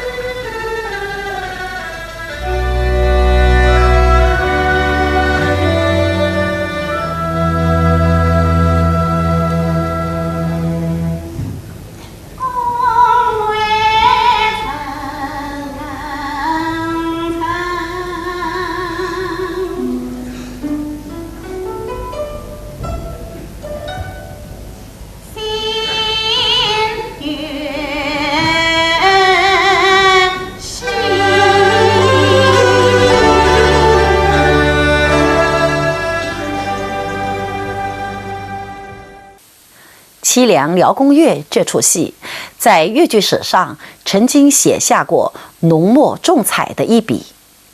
1946年，雪笙剧团首演《凄凉辽宫乐》，当时在上海的周恩来同志还亲自前往剧场观看了袁雪芬等老师的演出，并在之后对地下党做出了关心粤剧的指示。1981年，吕老师接替袁雪芬老师，成了该剧的主演。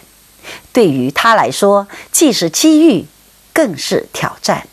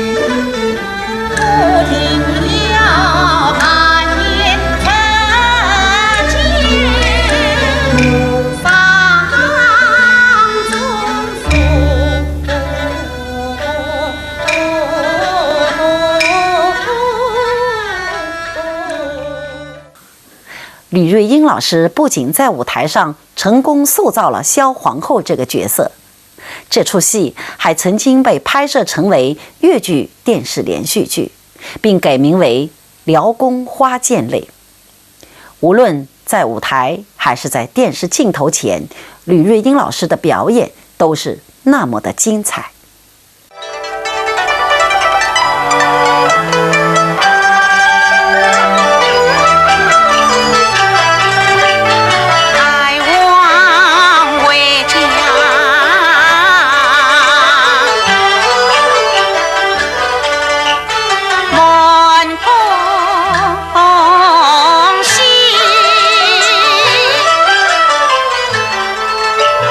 神气茶饮。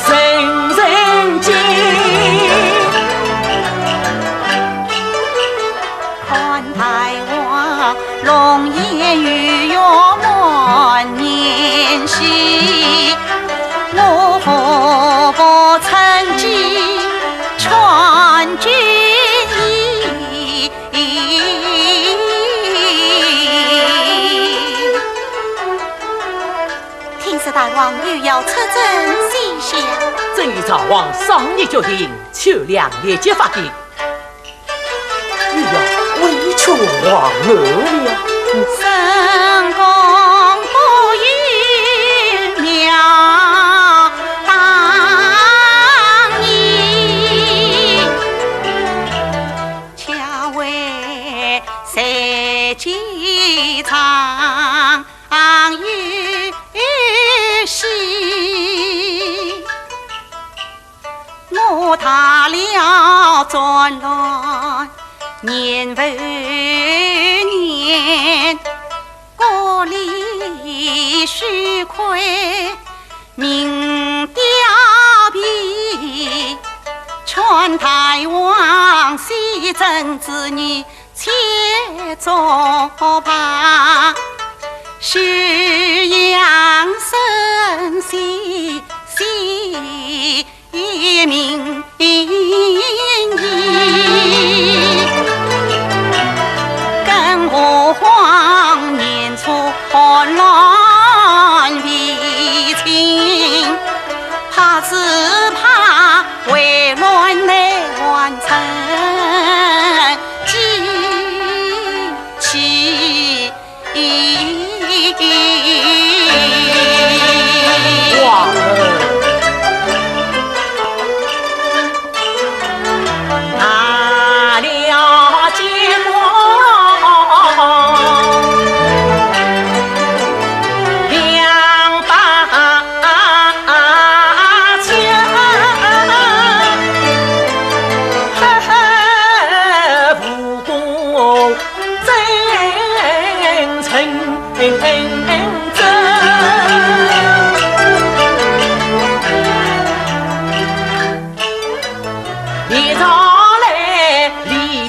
皇儿。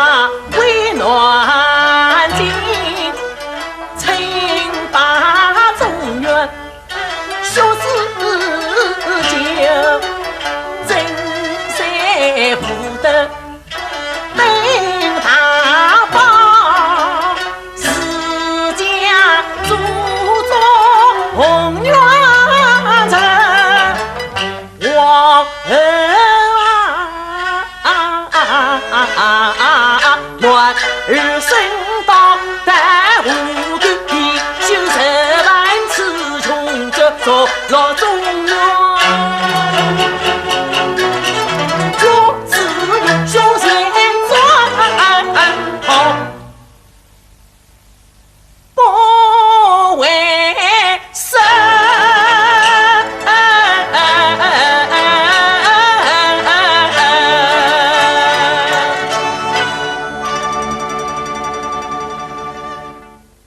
大王张旨凌云，怎奈连年错乱，恐孤立不支。赵王责问连年来落雪雄王吴国峰等，少王他，大王不可先听少王之言。赵王不顾失了故的心意罢了。斗技说好，非必忠言，是忠言空比你耳。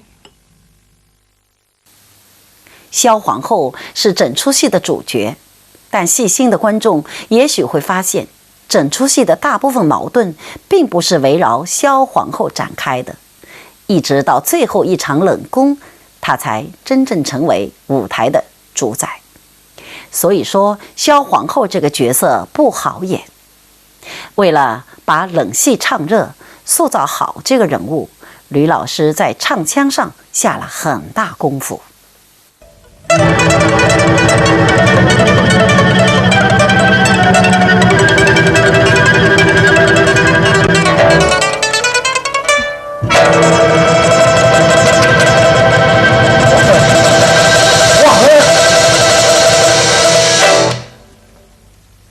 皇儿所待何处？此乃李鸾窟。李鸾窟，何人所作？教坊牙公少尉。赵飞也。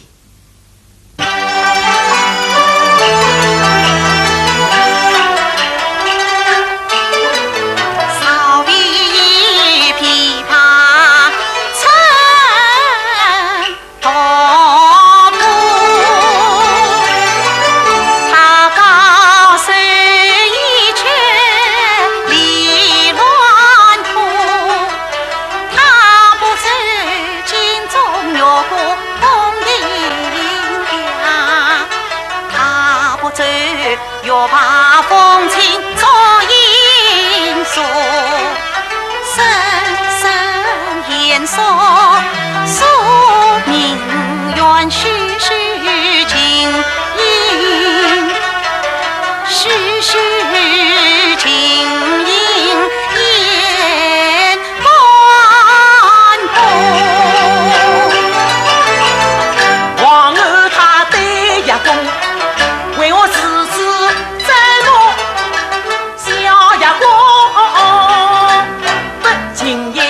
青土飞夫，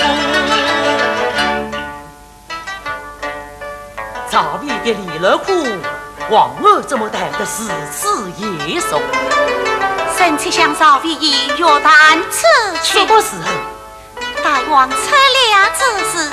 国王听了这话，皇儿选赵魏进宫来了。是啊，那皇儿一定是有了数天喽。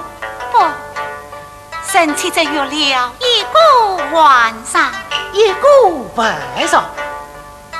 哦，一个晚上，好，好。果然是他长夜琵琶到天明，难道他侧脸相见非传呼？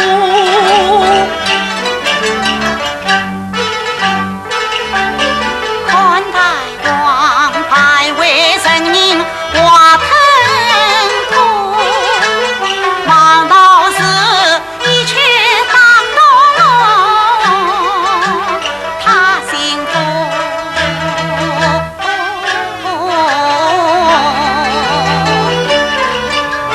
愿君王体系明镜天眼通，真不听过我诚心的理论图。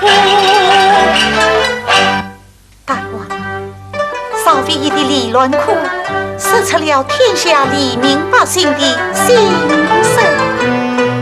又是赵魏，皇儿怎么知道赵魏识出了天下百姓的心声？理论库乃是赵魏亲身经历。赵王怎能举国百姓安居乐业？少王他，少王之言恐怕别有用心。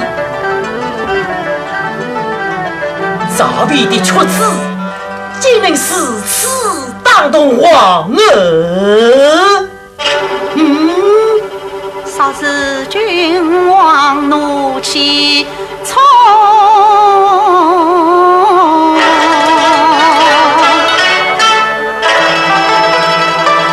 真叫人天为难测。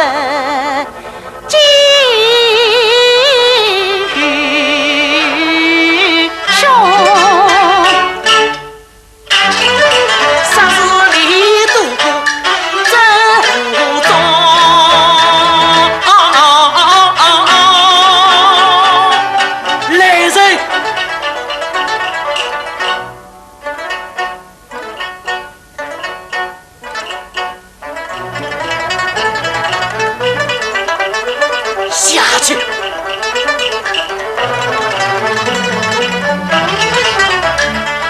经过门18年夫妻情义重，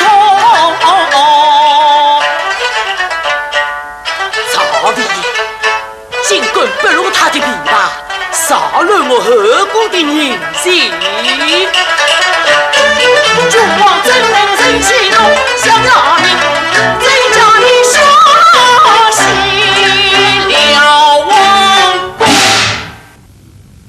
大王，吊命绑阵胡乱用，吊命绑阵，贵为王儿系死仇。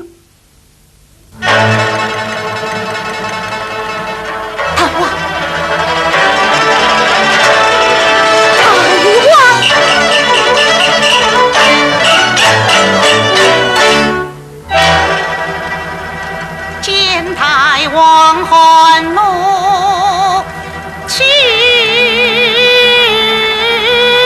匆匆，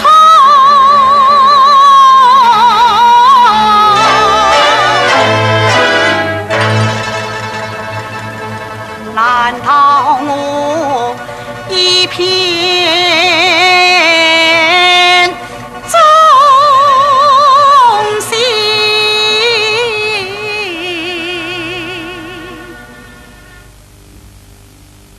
你知从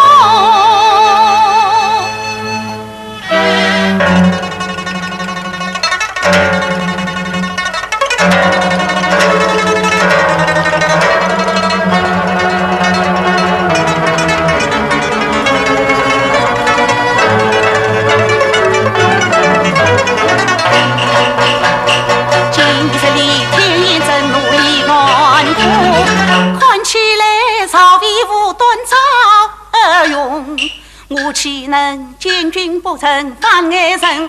倒不是元首先居小牙公，让他归巅峰高堂。凡不可尽是同宗。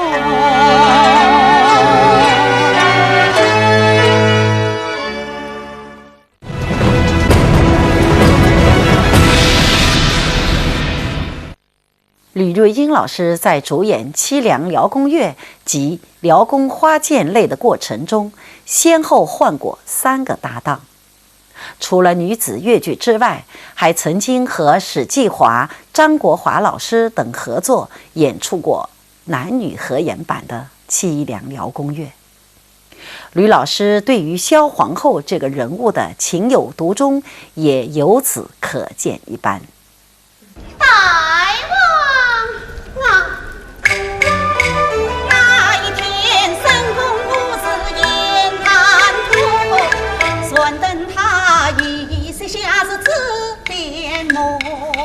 我怜他与世上情多过苦，我许他实现家女配丈夫，使他金银之宝多不爱，托就一副亲笔书。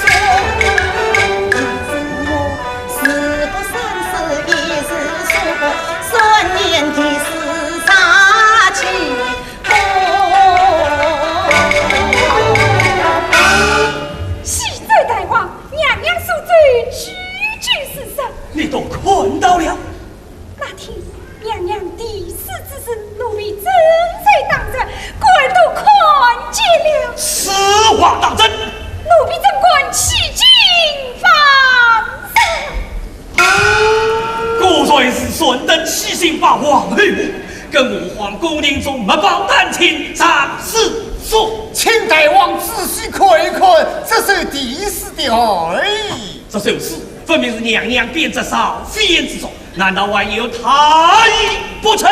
大王，宫中这所少家庄，非有只人一片月，这两句中却隐藏着少密也三故事啊！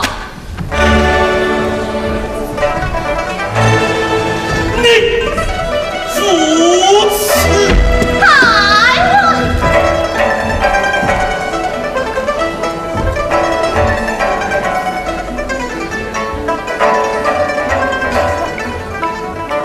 用神情一片。你还有何撇？大王，与他私塾出自里，巍巍王儿真神气，中不念君王恩我念，岂不下一伤儿女？要细心，因分王儿将人言，我真神心。一岁太子害得他跪拜万民，你才记。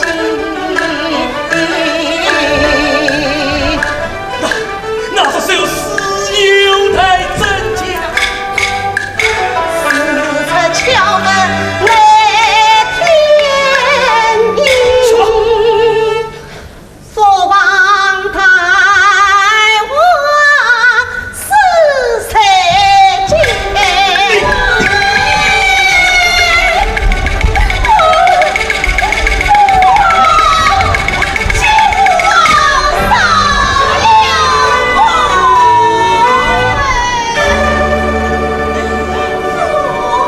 一伤儿女，可传情。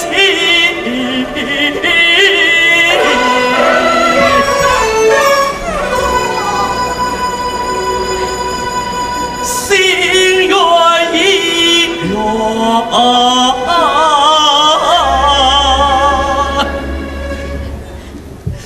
难对你。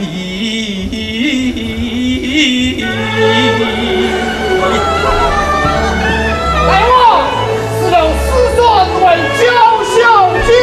焦孝君，这是哪里来的？正在少密的异乡之中收的。你上天一统天涯，为村村问君有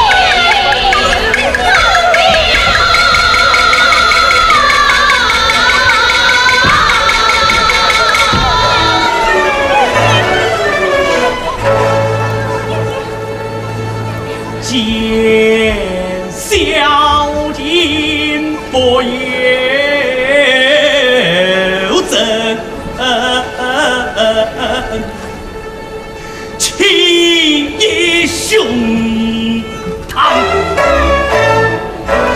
恰如内他巧颜色，句句轻狂。今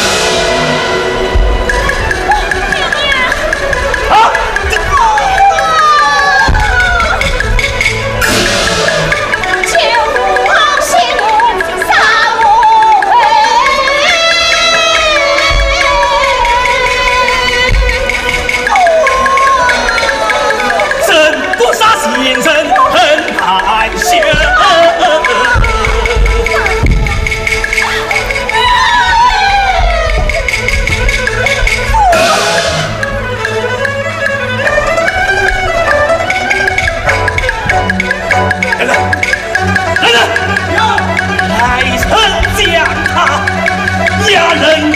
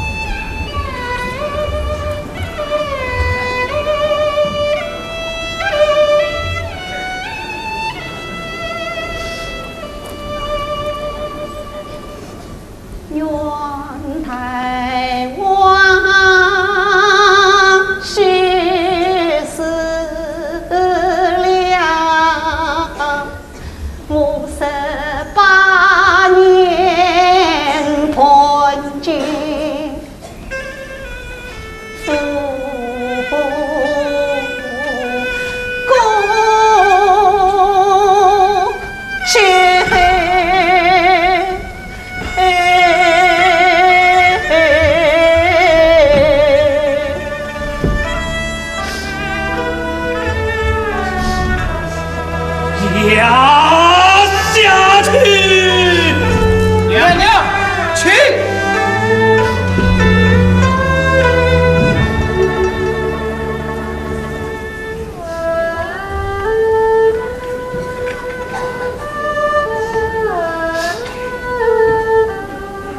大王将才，臣妾不敢抗旨。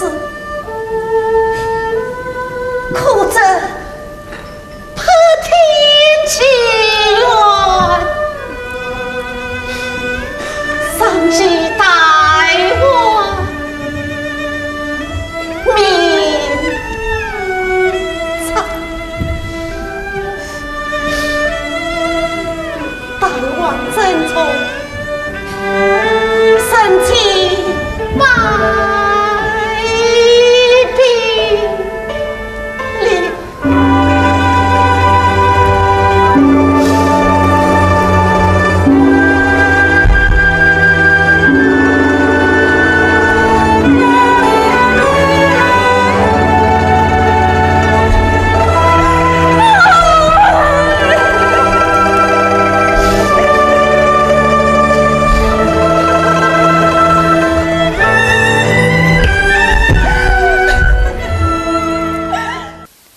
一湾冷月照宫墙是整出凄凉瑶宫乐中最著名的一段唱，同时也是最能代表吕派唱腔特色的唱段之一。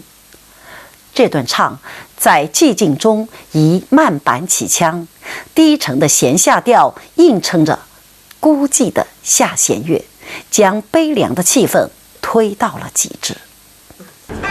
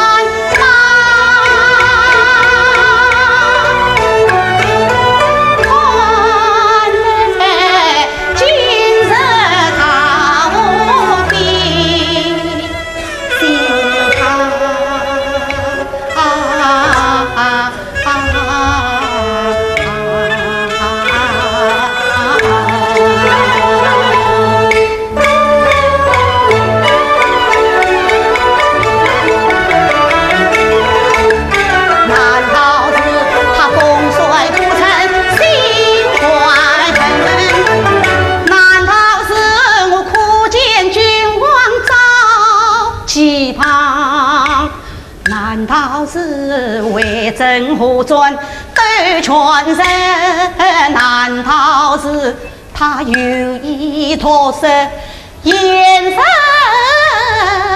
看？倘若是曹王奸计成他，这怕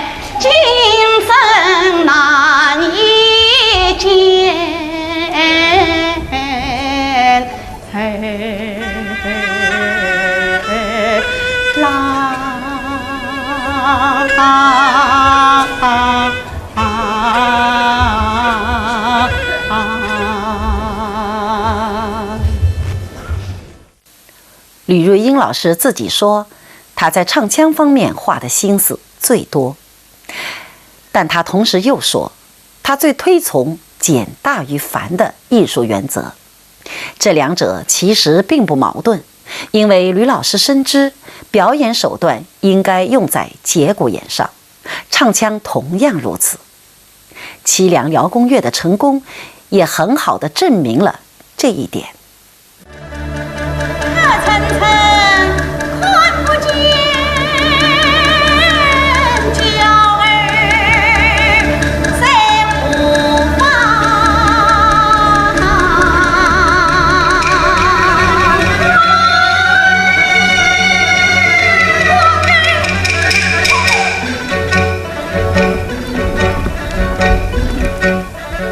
我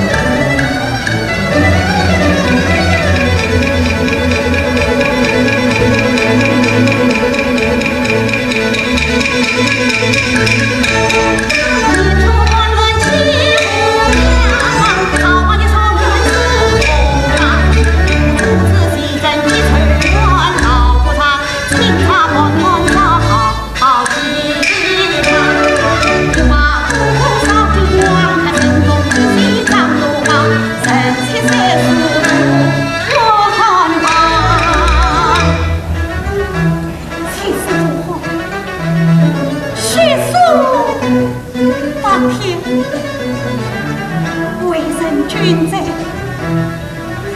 家。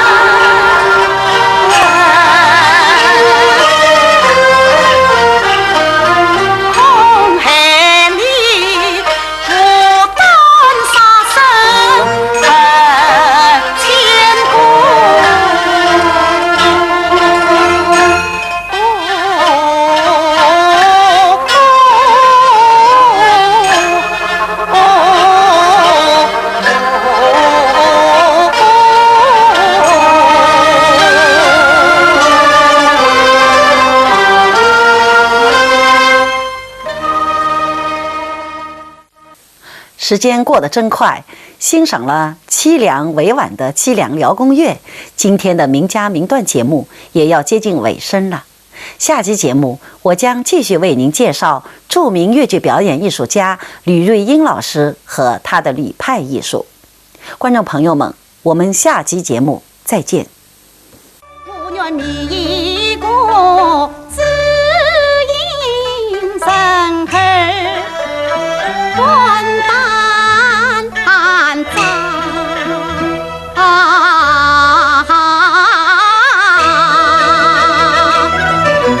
不惧爹不惧娘，也不怕菩萨去讨伐。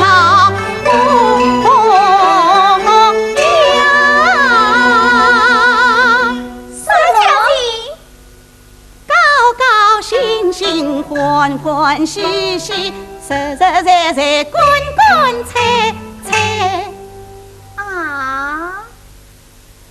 四季红尘，八郎君宾